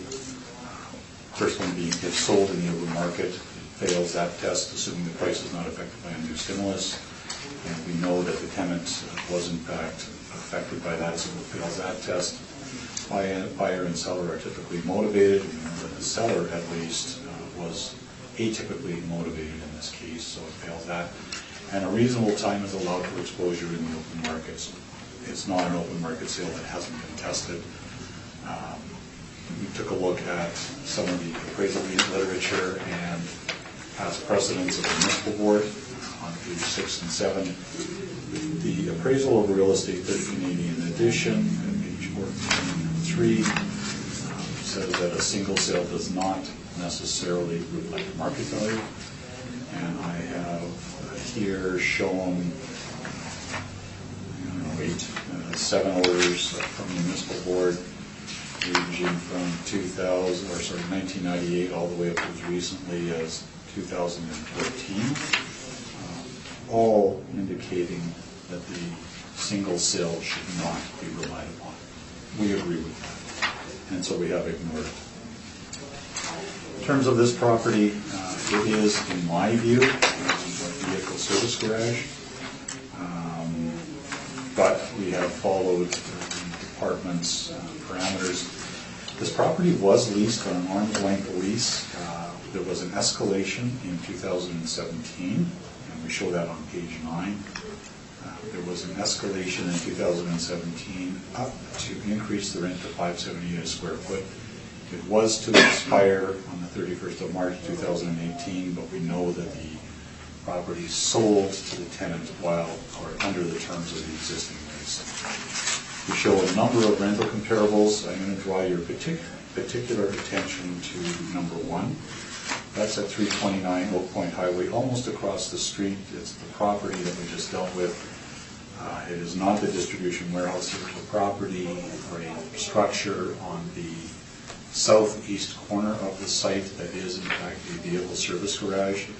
It is a semi-gross lease with the landlord picking up, and the details are shown in our view from the previous file. That lease is at $5.08 a square foot for the lease starting in October of 16, and we show a number of other rental comparables there as well. The semi-gross lease for compare index number 1, the owner pays the property tax, the tenant pays their own utilities, there's snow clearing in front of their building and so forth, fair maintenance, utilities. So it is only an adjustment for property tax to bring it down to the net rent. Index number 3 is also a standalone building for a property which, if I recall correctly,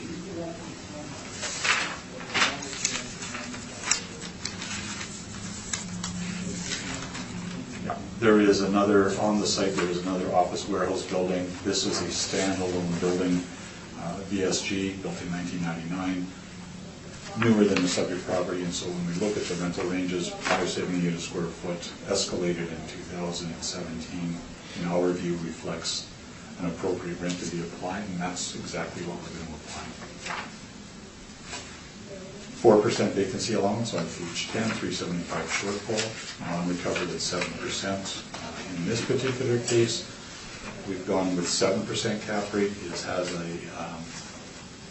a healthy land building ratio, which is, typically found in VSG properties. They need a parking space for vehicles. Excuse me. We go through mathematics on page 11, and we're looking for a reduction to $1,146,000 rounded. We do show a number of pictures from an October 2017 inspection of the property, both exterior and interior. I will leave that to you to go through at your leisure. This, and as you can see in the pictures, this particular facility in its location deals a lot with semi-trailer, or the head ends of semi-trailers. They certainly need the additional land. So based on all of that, we're looking for a reduction to $1,146,000. Thank you. Ms. Caldwell has any questions? Page 9, your comparable rents. Index number 3, $45,000. Excuse me, yeah. Is this also a vehicle service garage? It is. That's actually occupied by Maxim Truck and Trailer Transportation. Okay. So it's a separate standalone, and they repair trailers there, like semi-trailers there. Okay. Is this a net lease? The rate that we show there,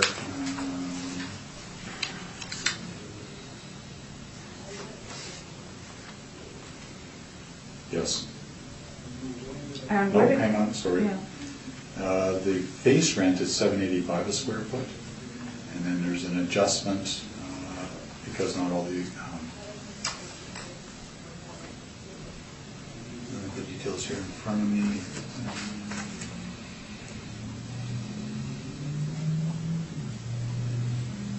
So we we applied $1.05 a square foot adjustment to come up with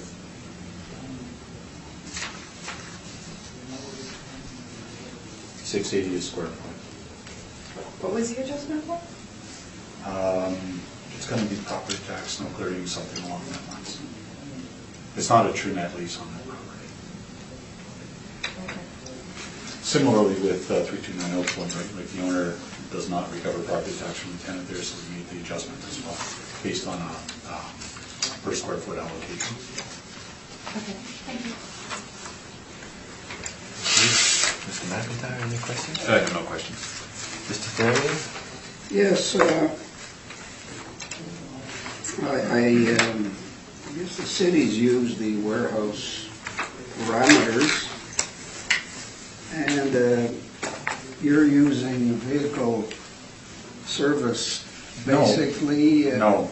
No comparables. And you're comparable. In the comparables, yes. Yes. Yes, thank you.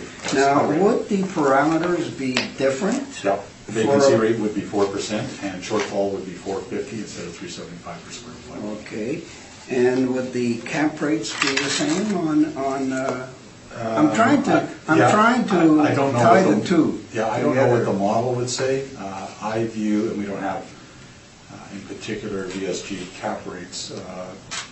My view of this is,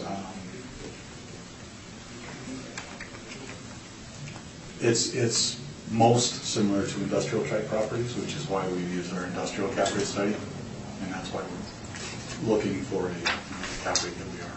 Okay, so would you know a little more about the parameters versus the warehouse? No, not really. I haven't dealt with a lot of vehicle service providers. Okay.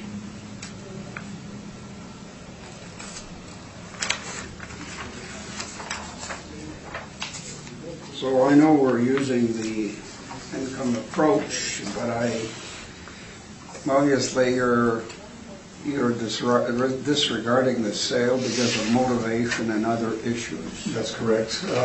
Additionally, the municipal board has,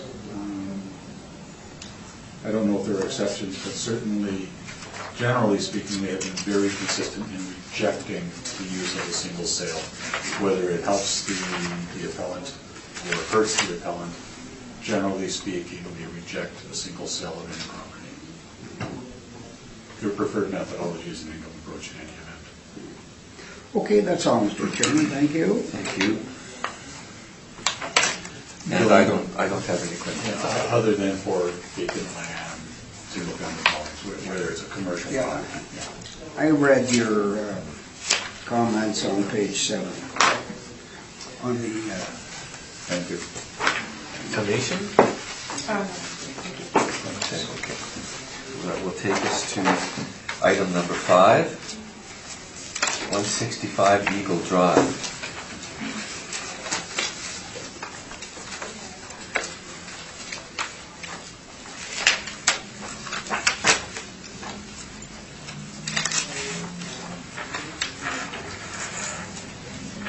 This is roll number 14096665000.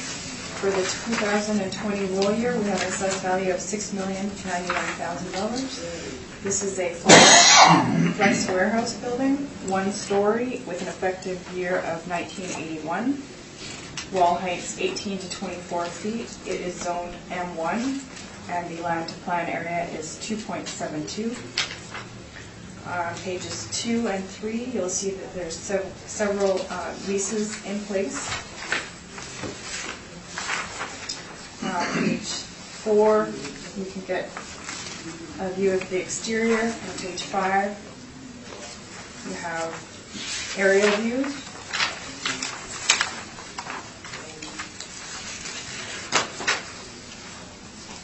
Page 7, we have the income workup. This property is divided into 22 business premises with an overall rent of $6.34. We have a vacancy loss of 3.5%, 2% for expenses, $3.75 for shortfall rate, cap rate of 7%. bringing us to our value of $6,099,000. And then I have several rent comparables, all in the subject market region with similar wall heights. Rents between $5.91 and $7.50, with an average rent of $6.39 and a median of $6.25 to support our table rates. And thank you, Mr. Chair. That's our evidence. Thank you.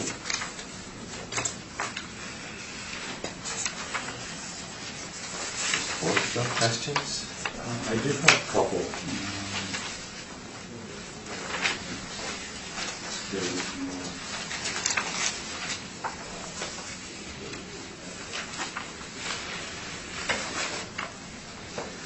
So the, excuse me, the information on the leases that you show on your pages 21 and preceding, the owner actually reports for two properties, right?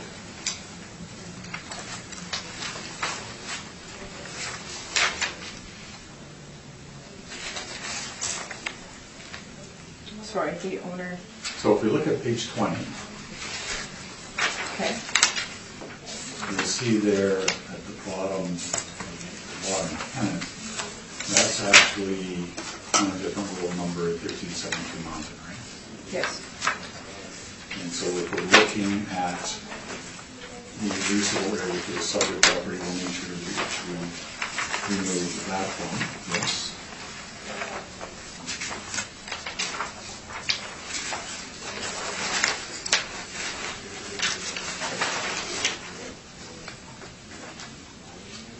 All right, we don't have it included in that. No, I'm getting there. Okay. So if we then take a look at your page 13, similarly, you'll see in the middle of the page another indication of a separate roll number at 1372 Mount. Okay. So 15,513 square feet there. And the other one was 15,810 square feet. Comes to a total of 29,223 that should be removed from the 105,294 total. Gives us a leasable area of 75,971. Do you know where the calculation of 72,851 comes from?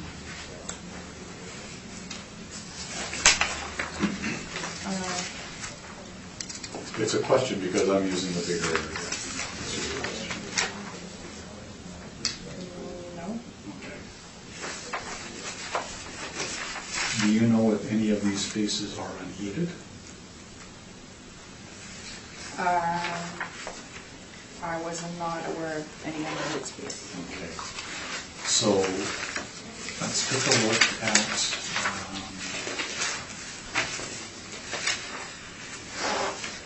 excuse me, your page 14. And we will, the first two tenants in there, CS1 and CS2. You'll see there, as you move to the right along the rows, gross commercial rent on both of them, one at $1.48 a square foot, one at $3 a square foot. Yes. Would you agree with me that that would be reflective, those gross rents would be reflective of unheated storage? Yes.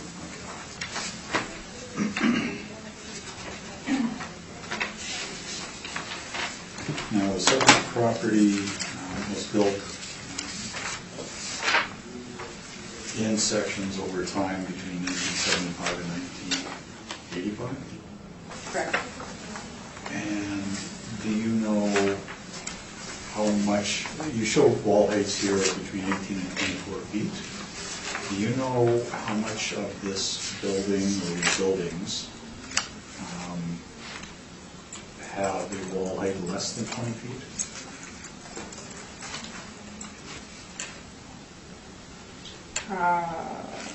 I know 70% of the building is at 19 feet. Okay. And there's another section at 18 foot. Yes, So roughly 26% would have the 24-foot wall height. yes. So not quite 75% would be 18 or 19-foot wall height. Yeah. Is that considered substandard in your opinion? Yes. And in terms of its age, more than half of it was built in 1975 and 76. Yes.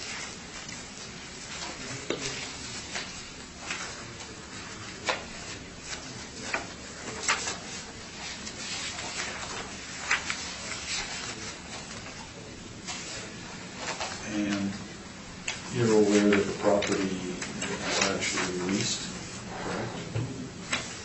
Is leased? Yes. Yeah. It's rented out, it's not Yeah. owner occupied. Right. And as you indicated earlier, for the purposes of this hearing, the city has disregarded the leases in place and gone with model rents. Yes. Those are my questions, thank you. Thank you. Let's see, Mr. Therian, any questions? Yeah, just trying to make a comparison between the leases and the model. Your average on page 7 is 634, and on the leases in place, although it's not weighted, on page 3 it's between 4 1/4 and 690. So I just don't know how to compare both, but I'm looking at the first one, which is 2,045 square feet on page 7. You have it at 594, and the actual lease that you show is 629. I don't know if I made a mistake here, but I'm just trying to use the leases in relation to the model.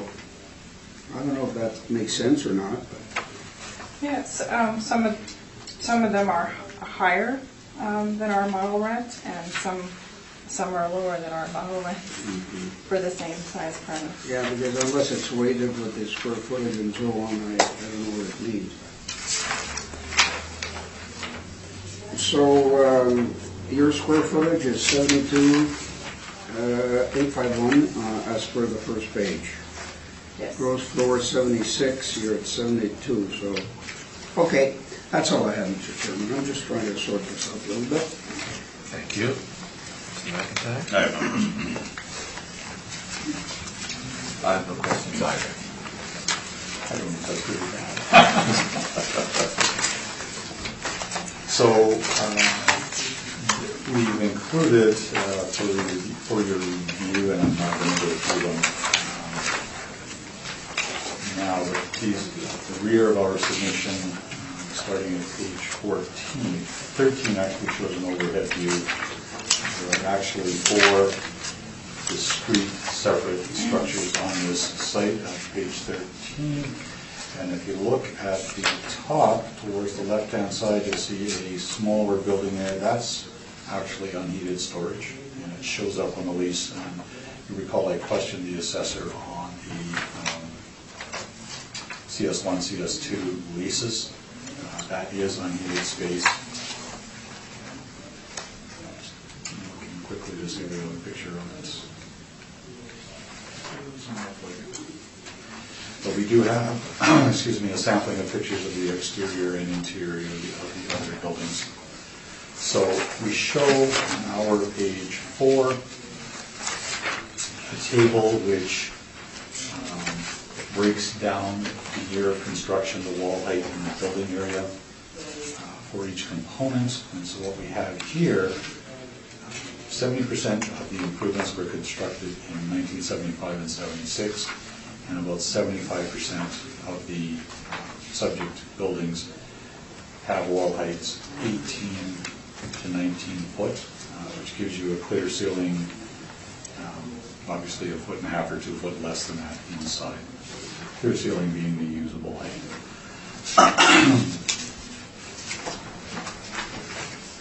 As I indicated, the property is leased, and on page 8 we summarize all of those leases. And the bottom two leases you'll see there, those are the unheated, that is the unheated building that I referenced just a moment ago. We have assigned, so one was at $1.48 a square foot gross, and the other one was something, $3 give or take a square foot gross. We've applied here's an instance where we've adjusted the rents, and so we've applied $2.50 a square foot net for those properties. In the other cases, you can see the rental rates that are actually being realized by the owner for the different buildings and the different spaces in the different buildings. We use a total of 75,971 square feet. That's the number that's shown on the tenant rent roll, which is higher than the city has used. But even using that larger area, the actual rents that they're receiving, the net rents that they're receiving, including our adjustment of the unheated space, $432,359, and that's not quite $30,000 less than the city's model. So in terms of what this owner can actually realize for this property, it is significantly lower than what the city's model seems to indicate. 4%, I'm turning to page 9, 4% vacancy, 375 shortfall, 7% for non-recovered expenses. In this case, with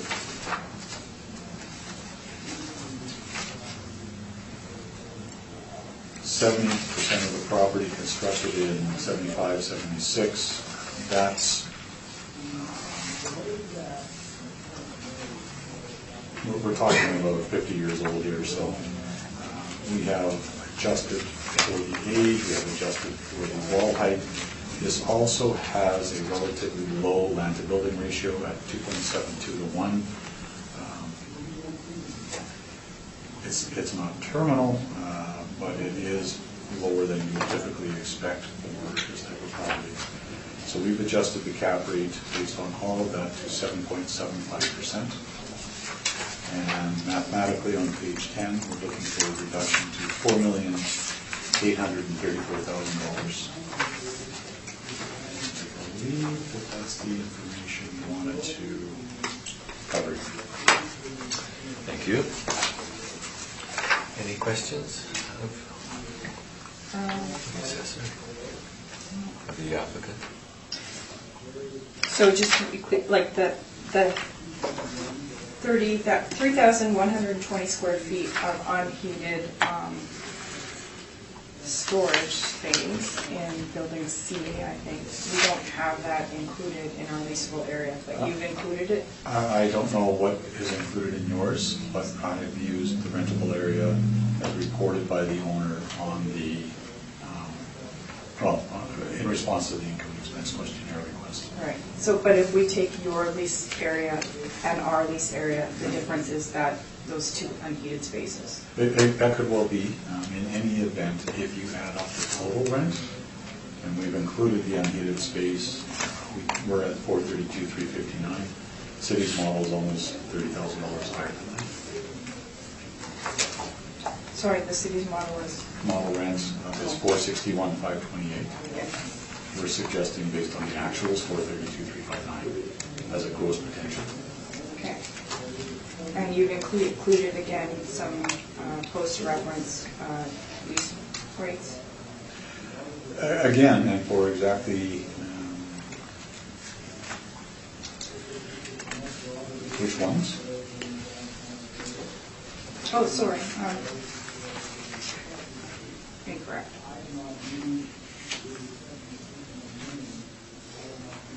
Oh, no, they're expiring close to the after the reference date. No. So you would... Sorry, let me just anticipate the Oh, question. sorry. Where we can determine what the renewal rates are, depending on when the renewal is, we'll apply those. That the income and expense questionnaires on this property were a little wonky, so I don't know that we actually included the... oh, maybe not, okay. Like the one for June 30th, that expires June 30th, 2018. might have considered using, but I think of the list, that would be the only one. Two on the list. Those are all the questions. Thank you. Thank you. Mr. McIntyre, any I questions? just have one, if you go to page 4, access to the site. It appears there's 2 from Eagle Drive, is that correct?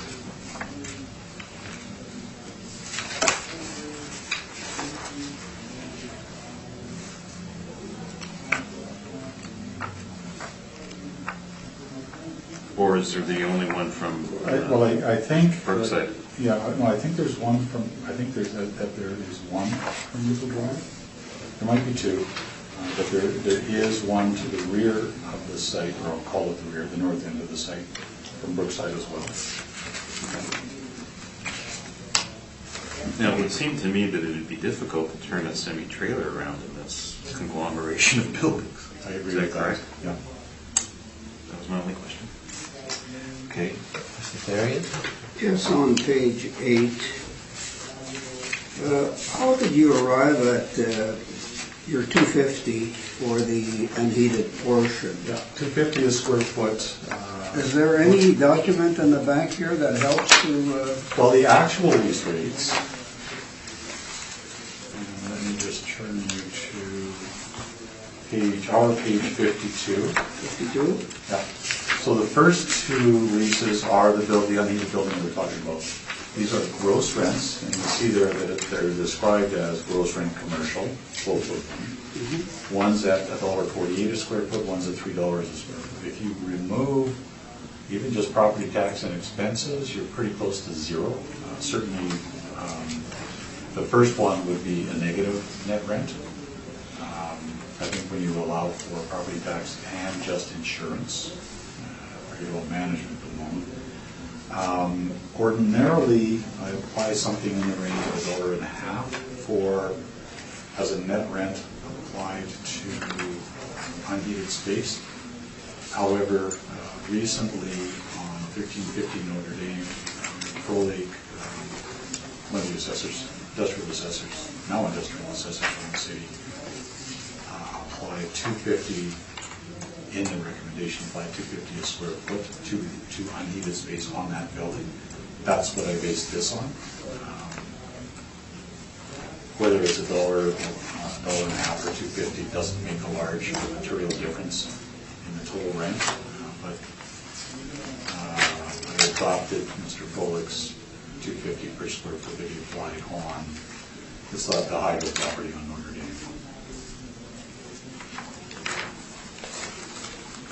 Okay, thank you. Mr. Chairman, can I redirect a question to the city here? Yes, go right ahead. You've used 7% as a cap rate here on a 1981 building, and I think the previous one was at 6.5. So could you explain to me why the difference? Not really. What was the, I didn't look at the cutoff, so I don't know. I'd have to look at the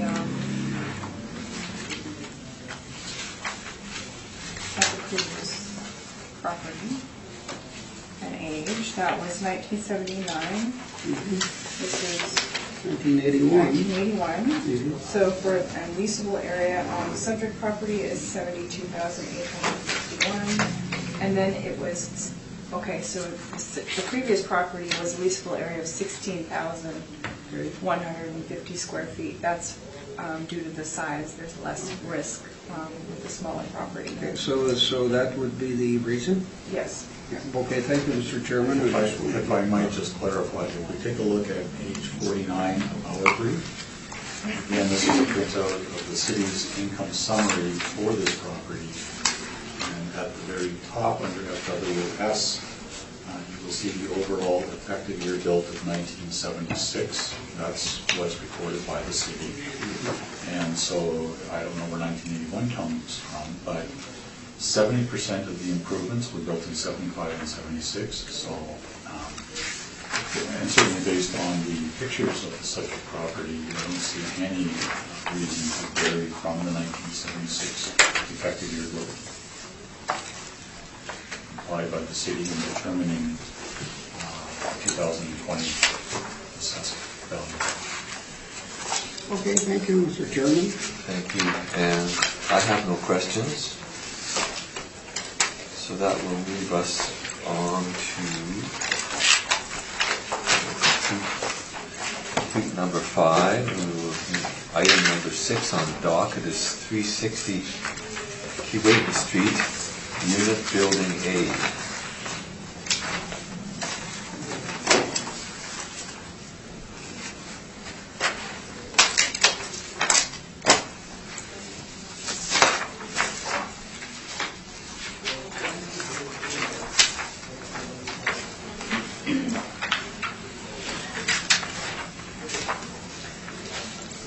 This is roll number 0709-1560-500. For the 2020 roll year, we have an assessed value of $1,337,000. This is a flex warehouse, 1 story, built in 1976 with wall height 14 feet.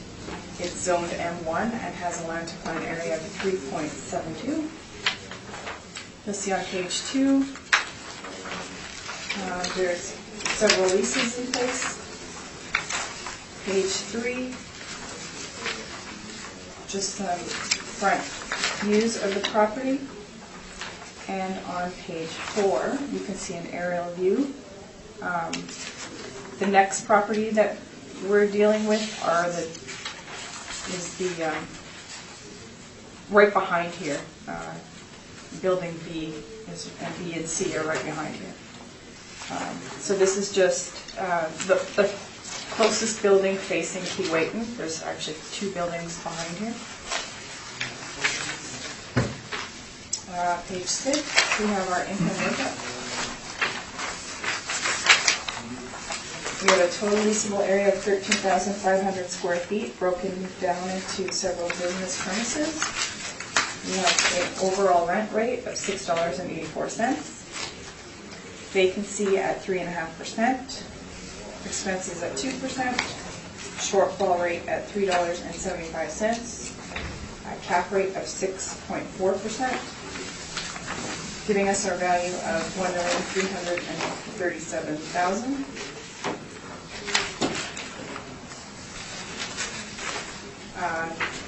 Page 7, I have some rent comparables. All comparables are in the subject market region with lower wall heights, like the subject, same vintage, and rents are between $6.11 and $7.50. And also for this property, I'd also like to point out that the actual NOI is not far from our table NOI, which you can see on page 10.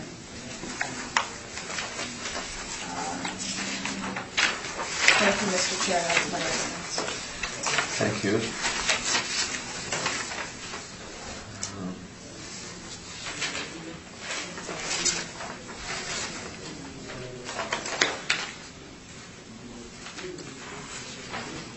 Mr. Borgstrom, whenever you're ready, if you have questions.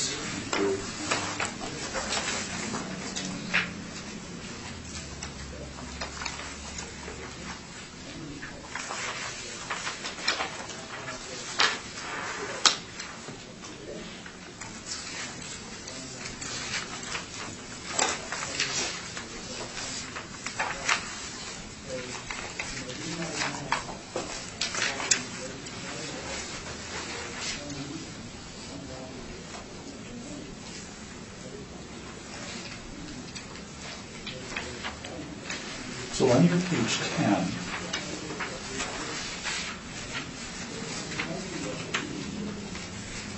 you'll see there reported recoveries. Now, you included 1 year here. Did you have an opportunity to review previous years as well? I did not. If you look at the single year as an example, we have total recoveries of let's come at this the other way. If we look at the total expenses less the recoveries and exclude the property management as an expense, we have a non-recovered expenses for this property in the range of $11,000, right?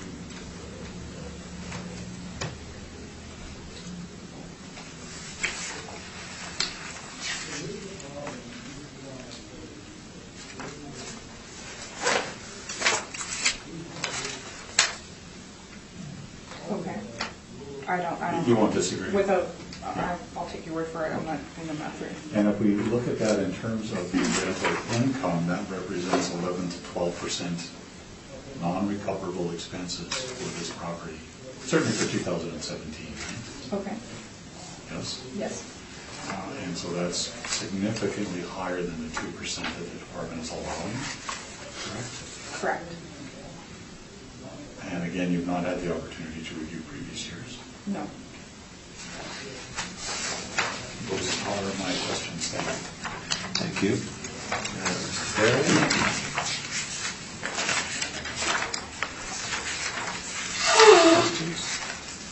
I'm just looking quickly.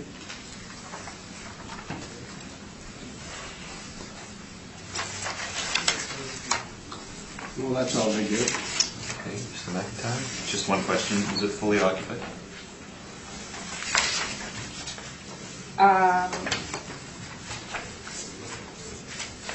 According to the mailer, it is. As of, like, currently, I'm not Gotcha. positive. Okay, thank you. What do we call this type of property? This is a flex warehouse. Flex warehouse. But in this case, it looks like it's mostly kind of retail, almost. A lot of them have either office space or a retail space in the front with a warehouse storage in the back. Okay. And the wall height, on your comparables, I heard you say they're all the same or something, Oh. but the comparables are 16 to 19 feet, and this subject property It's is... 14 feet. We consider anything under 22 feet low. Would the comparables be similar types of properties to this? Yeah, these are all flex warehouse Flex warehouse. properties as well.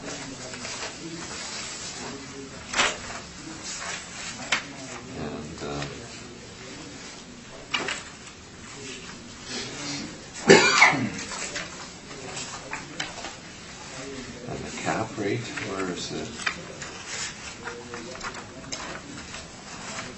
6.4%. Okay, we'll go to 6.4. So what are the most important drivers of the cap rate? The age of the building, size of the building, location work in there as well? It does. Cap rate is effective year built, leasable area, and market region. Okay. That's all my questions.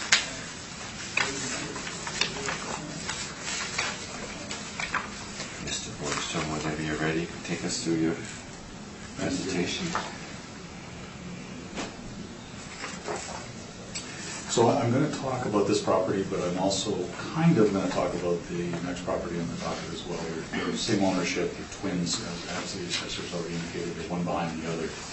This particular property, fronting on Keewatin, has much better exposure. And it is, in fact, as we look at it, generating, or as we will be looking at it, generating significantly higher rents than the building directly behind it. So, and that's because of its quote-unquote retail exposure. And as you look at the tenants and the type of tenancies in there, yes, it's a flex warehouse, but these are retail type of occupancies. Liberty Tax Services, I'm on page 8 here, Liberty Tax Services, there's a deli in there, there's an insurance brokerage in there, Mighty Moth, which is a cleaning service, has some space in there, Floor Country is a retail operation. And all of these rents that you're looking at here in terms of a net basis are significantly higher than the buildings that we're about to look at. In this case, we continue to apply the actual rents in place. And so our net operating income is about $18,000 higher than this, our gross potential, excuse me, is about $18,000 higher than the city's. So our differences lie in 0.5% on the vacancy rate, the difference in the non-recoverable expenses, and in this case, with the low wall height and the age of the building being 1976, we've concluded again, for reasons previously stated, 7.75% is more accurate for the property. Now, we have included for this property, and I think the next one as well, the I&Es for the preceding 3 years, and I'm happy to have you do the mathematics, but if we look at the recoveries versus the total expenses, the unrecovered expenses for this property for 2017, about 11.8%. That's on page 20. Feel free to do the math. For 2016, it's about 6.4%. That's on our page 23. And for 2015, it's about 0. And we show that on our page 26. That's why when we talk about the 7% non-recoverable expense ratio, we look at multiple years. We don't look at any single year, which may be high or low. But when you look at those three, you're certainly going to be well north of 2% and approaching 7%. So that's why we continue to advocate for the 7% non-recoverable percentage. So we go through the mathematics on page 10, and we're looking for a reduction to $1,244,000. Lost over. I did inspect this property, and the next one on the docket, one after that, I think. In September of 2017, we show some pictures of the exterior. It's a typical Flex warehouse with the loading doors on the back, the storefront here on page 13 at the top. Those storefronts arise from its location and exposure to the high traffic Winnipeg Street. And inside we were only actually able to access the deli, but there you'll see page 14 and 15. That's what you can expect in a deli. The kitchen, tables to eat at. The other finishes, for example, insurance will be office space. So it's not your classic industrial finish, but it falls into the Flex warehouse definition, just based on the location, those peculiar circumstances, is generating higher rents. So based on those limited issues, we're looking for a reduction to $1,244,000. Thank you. Thank you. Okay. I have no questions. Mr. Therian, any questions? No questions, thank you. Mr. McIntyre? I have no questions. And I have no questions, so we'll move on to, everybody's explaining everything so well that we'll move on to 360 Keewatin Street, Unit Building B.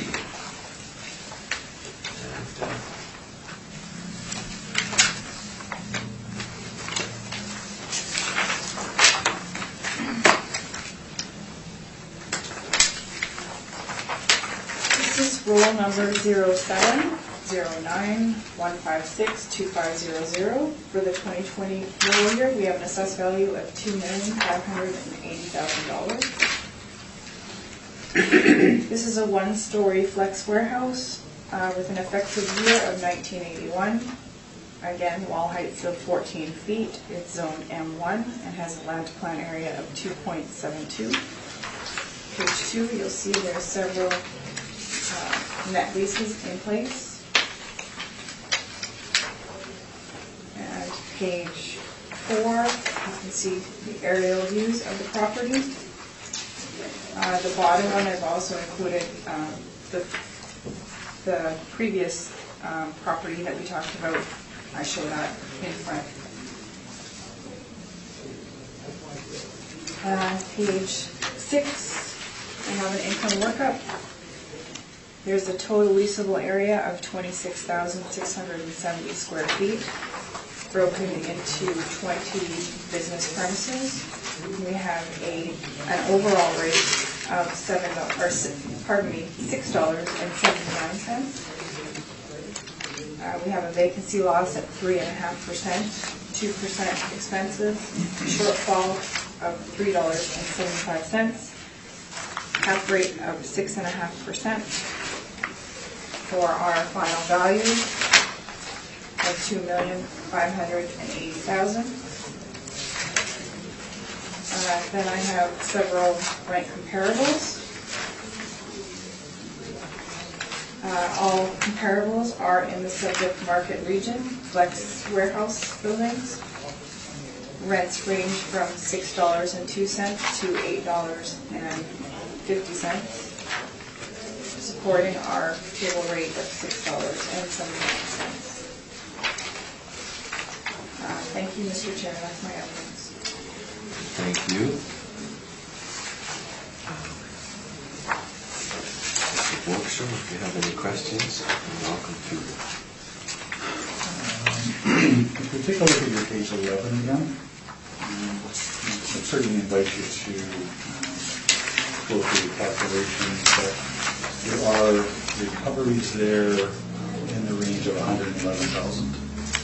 You see that?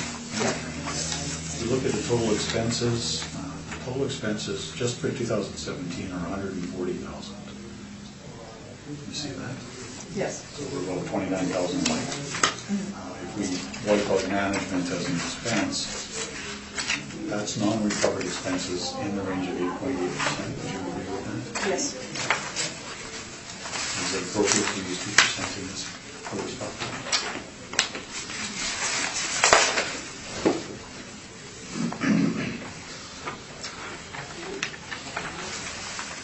It's the model. It's the model. Those are my questions. Thank you.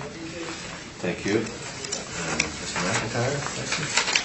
If I turn to the mailer on page 11, I gather that the percentage space vacant is 7.12%. That's how it appears, yeah. So, I don't know.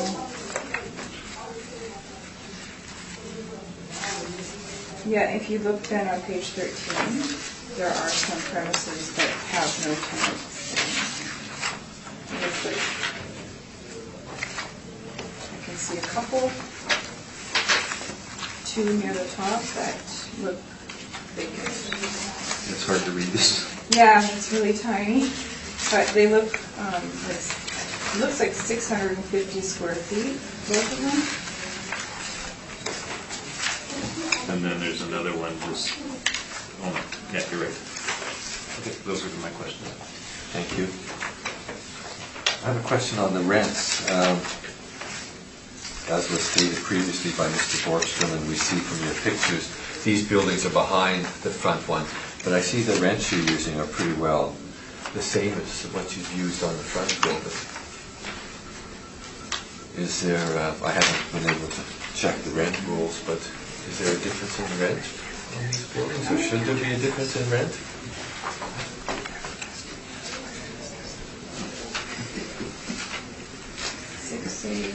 Yeah, you're right. These are a little bit lower. The other one was 684, the previous one, and this is 679. So they could be a little lower. Normally, under those circumstances, you would think the rents are probably a little bit lower in the back building. Yeah. Okay, that's all my questions. Thank you.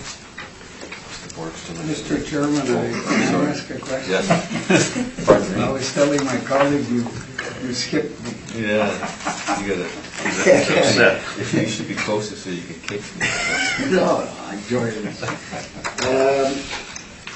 Under page 6, your income is 181,040, and I go to the mailer, because I tried to see what they're saying there, and it's 187,179, so it's a little higher. On the other hand, on the net, which is in the middle of the page 11, we're at 157,956, and you're at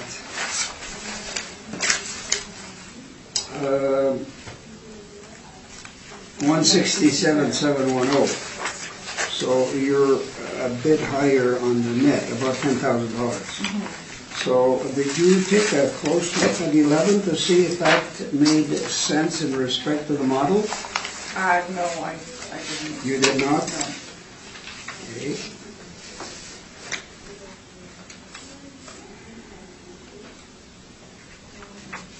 That's my only question, Mr. Chairman. Thank you.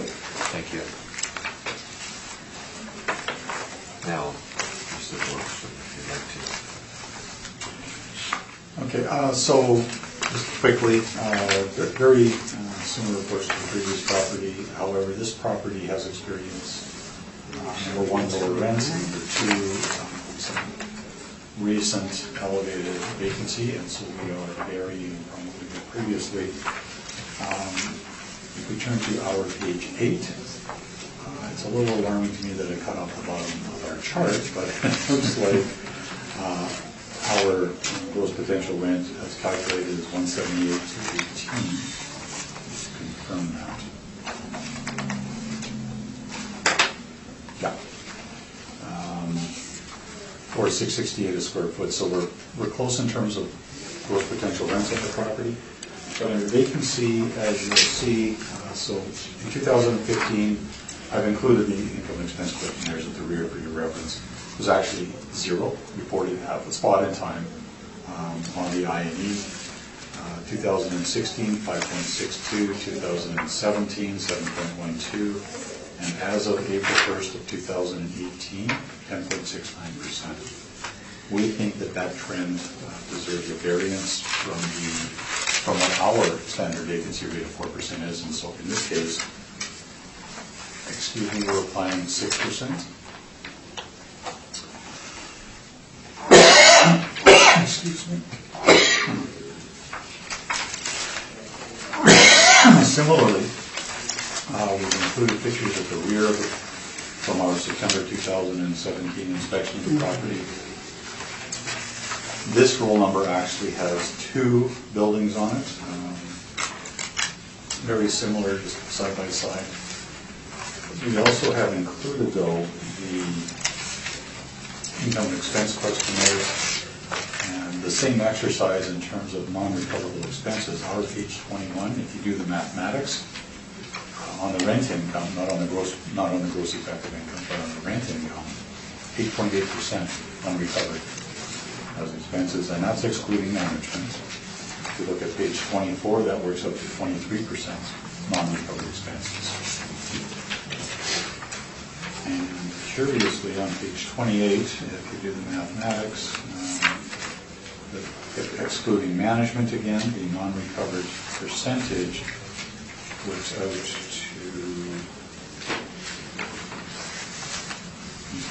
right, bear with me.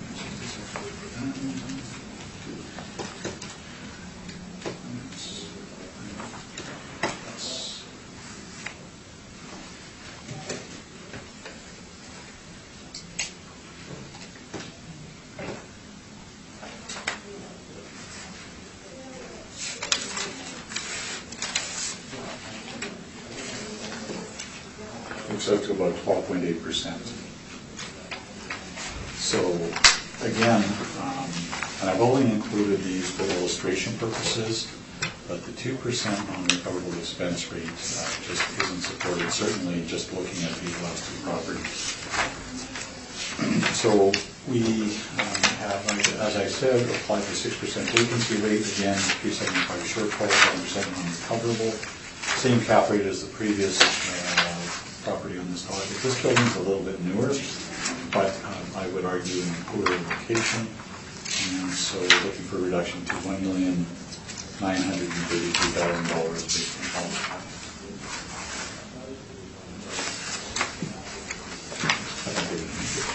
Thank you.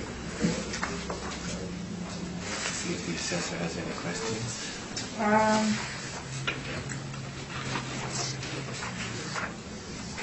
On? Oh, no questions. Mr. Therian, any questions? You got to ask first. Yeah, I know you didn't forget me this time. I'm so insulted, it's terrible. So you're on the vacancy, I see on your page 8, you've had the three-year, Well, 3 years points in time and also points in time as of the reference date where it has increased again. so is your 775 on cap? I think that's what you used on the last one, didn't you? Yeah. And this was a 1981 building, but there was some done in 1983. I don't know what it was, but that's what I read on the front of the city, I think. 1980, 1983, and then effective year 1981, so Yeah, something first, like that. if you look at our page 18, as I indicated, there were 2 buildings on this site. The first one was built in 1980 and the second one was built in 1983. They're both 14-foot wall height, they're both masonry wall construction, they're very similar. Yeah, very similar in size. Other than their location, which is why they're generating lower rents. Okay, thank you. Mr. McIntyre? I have no questions. I have a question on page 28. Maybe you can help me out. Maybe I'm looking at this wrong way, but say on the first column, the rental income, 194,384. Yep. And then if you go into the second column, net operating income, it's higher. It's But 205. there were also recoveries as we go further down. But let me Okay. finish, and then you can tell me if I'm off base here. So the net operating income is higher than the rental income. So that tells me that they've recovered more than they've put out. Is that? No. If we take a look at the expenses, we have a total of $93,000 and change in expenses. The 93,417. Yeah. So that's the expenses in this column here, right? Yeah. Okay. You know, But- so let me just back up and clarify what I said earlier. So the 12.8% I indicated, they've actually over-recovered their expenses for this year. They've got 93 in total expenses. If we remove the 13,494 property management, that gives us about $80,000 total expenses. But they recovered 38,000, 66,000, 90, 104 Yeah. or something. So we have a case here where 2 of the years were significantly higher than it should have been. And if we look at the next year, it looks like there's been an adjustment to that, where Okay. Where's the next year then? so on page 24, so that's going to have 106. These are just really just paintbrush numbers here. So we've got 61 and 35. It's like $96,000 in recoveries. We've got $156,000 in expenses. If we look at and removing property management, you'd actually need to remove it from both, but just removing it as an expense, we have an expense ratio in the range of 23%. Okay, so So it looks like there was the idea is recovery that on the it previous year varies and quite a an bit adjustment. from year to year. Okay, I just wanted to know Which that is, which is why when we take a look at it in our study, as you go through it, and I'm sure you will, we never rely on a single year. That's why we take a look at the 3-year history for all of the properties. Very good. That's my questions. So that is item number 7. Moves us on to item number 8, 170 Eagle Drive. Can we have a 2-minute break? Yes, we will take a short break. You've got lots of time now. It's 12:05.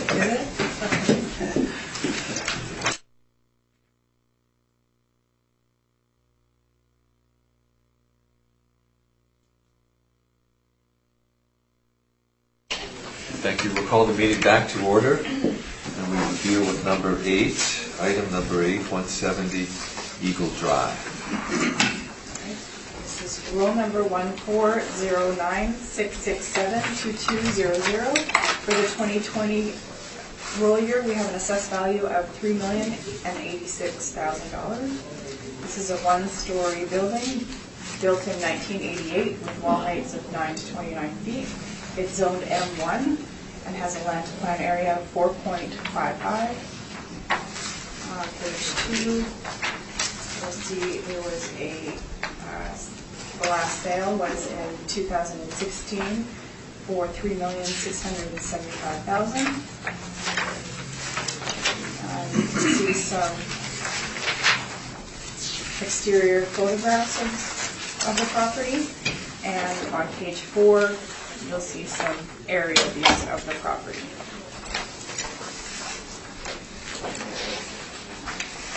Turning to page 6, we have the income workup.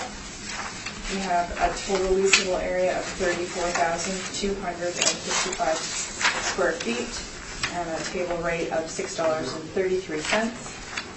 A vacancy loss at 3.5%, 2% for expenses, $3.75 shortfall rate, overall cap rate of 6.5%, giving us our value of $3,086,000. On page 7, I have some rent comparables. All comparables are in the subject neighborhood with rents between $5.50 and $6.50. I also have one rent. One, you can see it's the subject. It's not the current tenant. It's a previous tenant. They had a one-year lease for $7.53 in October 2016. Thank you, Mr. Chair. That's my evidence. Thank you.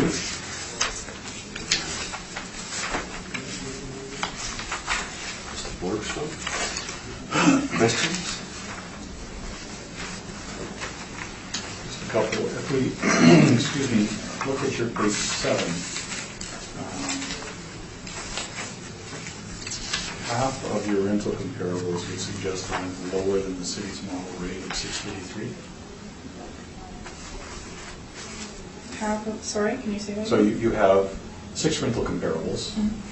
3 of them, or half, are at $5.50 a square foot. Yep. Do you know what the average of your rental rates is? $5.90. So is that an adjustment that might be made to the model based on your comparables? Well, I can say that all of the lower rents have half the land to plan area, so a higher rent could reflect the higher land to plan area.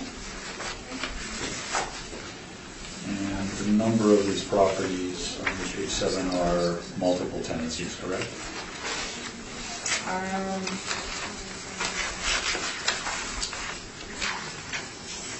Some of them, yes. So you've indicated that a lower land to building ratio or land to plan ratio might be an indication of a lower rent. Do you know if the city's model adjusts for that?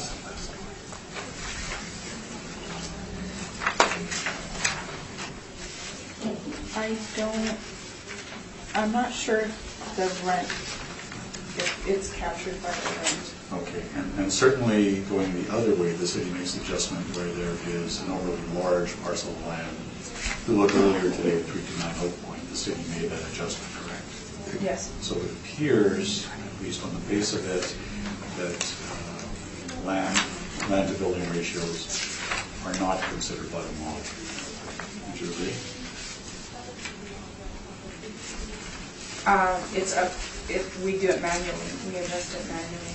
And so similarly, where there is a low land to plan area, the city's model then doesn't adjust.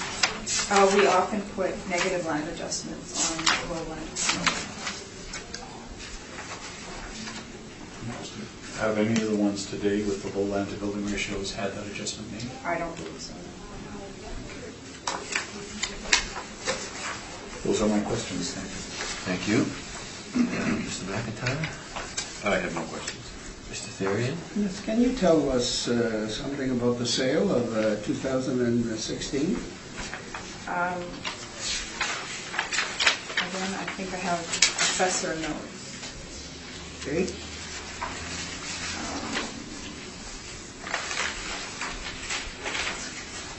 I don't know who the author of this was.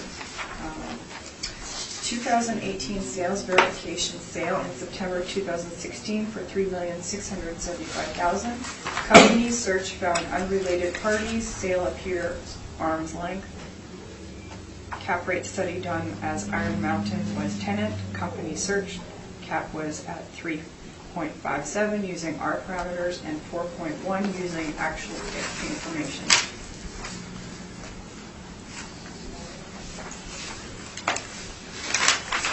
That's all I have, Mr. Chairman, thank you. Thank you. On page 7, the comparable rents, the fourth one down, that's a subject property, 170 Eagle. Correct. So this property is it's not owner occupied, it's rented to It at was least the one. It was rented. This is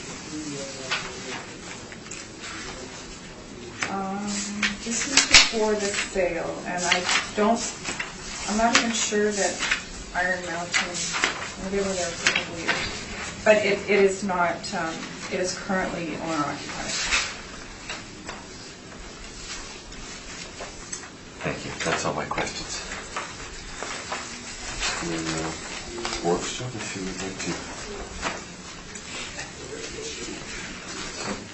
So I'm going to start with the assessors, and I want you to take note that the rental rate that the city has inputted and is using as a rental comparable here shows $7.53 a square foot.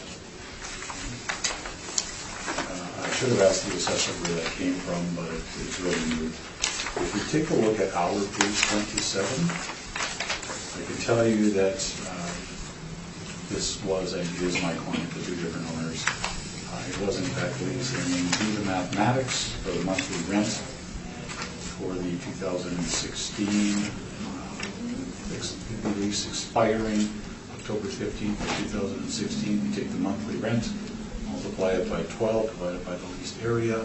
It's $4.40 per square foot. It is not $7.53. So it might be a correction that the city should make to the records. It's pretty clear. And this is an excerpt from the income expense questionnaire. You're all familiar with this form. This was submitted by the previous owner, printed off from the city's website. I know that this, I'm not sure how that error could be made. However, it's $4.40, not $7.53. So the assessor's average would therefore go up significantly. Okay. Okay, so I have taken, I inspected the property in September of 2017 in preparation for the 2018 appeal, realty assessment appeal for the property.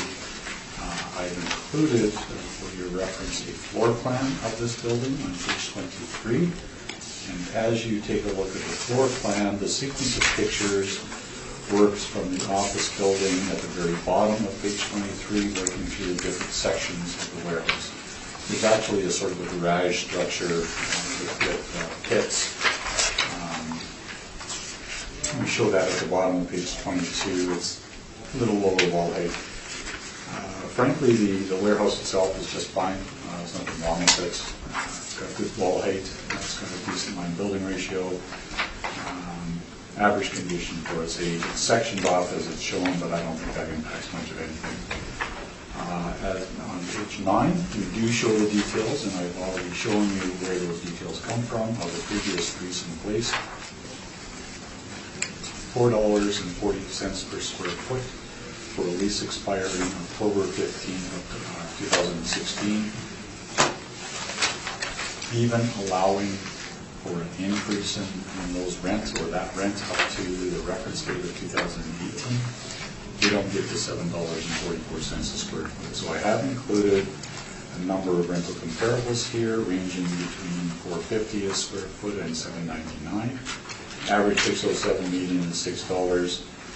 I've considered the actual rented place. I've also considered the rental comparables. I've gone with $6 a square foot. Just backing up for a moment, I disregarded the sale as the city has in this case, where they would have made the recommendation. These are the same appraisal real estate, third Canadian edition, and the previous municipal board was referenced previously. One sale isn't a strong enough indicator of market values. As the city is doing, we are relying on the income approach. There is a typo at the top of page 9. There is no unheated Quonset structure on this site. We should delete that entire section after leasable area. So $6 a square foot, for the reasons already talked about. $4 vacancy, now owner occupied, 375 shortfall, non-recovered expenses of $7 a square foot, 6.5% cap rate. Based on our cap rate study and the characteristics of this property, we think 7% is the right number. And so we go through the mathematics on page 11, and we're looking for a reduction to $2,548,000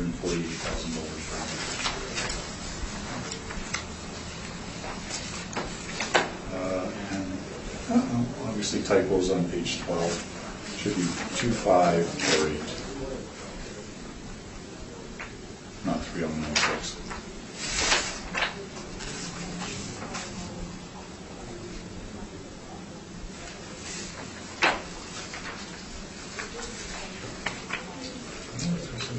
So, no, thank you. I think you have a typo on. Yeah, on the second page as well, yeah. I forgot to do it. I thought you were asking for $10,000 more.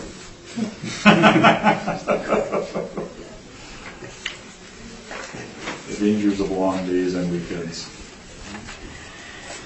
Okay. We'll see if the assessor has questions of the applicant. Page 9, your rent comparison. Yeah. Index number 1 expires 1 month after the reference date. Index number 1 doesn't have an expiry date. Right, I looked it up. Okay, that's possible, I don't know. Okay. So let me just see what I got here. This was information obtained from board revision records, and the information that we reviewed did not show an expiry date. I'm happy to look at rebuttal if you want to present it. No. Index number 2, where did you get this? Has been an owner-occupied property since 2015. Well, I can tell you that. What was index number 2? Yep. Was an assessor comparable, actually, for this property in the appeal of the 2018 royalty assessment, presented by the city as a net rent.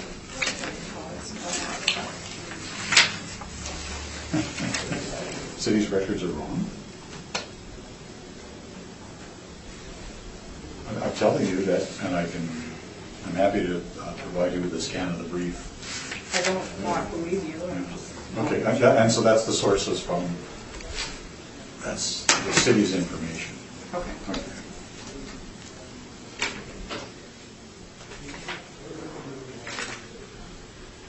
Okay. Okay, those are all my questions. Thank you. Brent? I have no questions. Mr. Therian, questions? No questions, thank you. I have no questions either.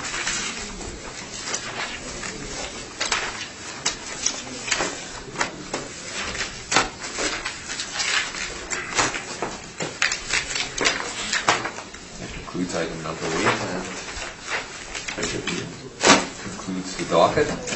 Thank you, everybody, for coming, and all the good information we've been provided.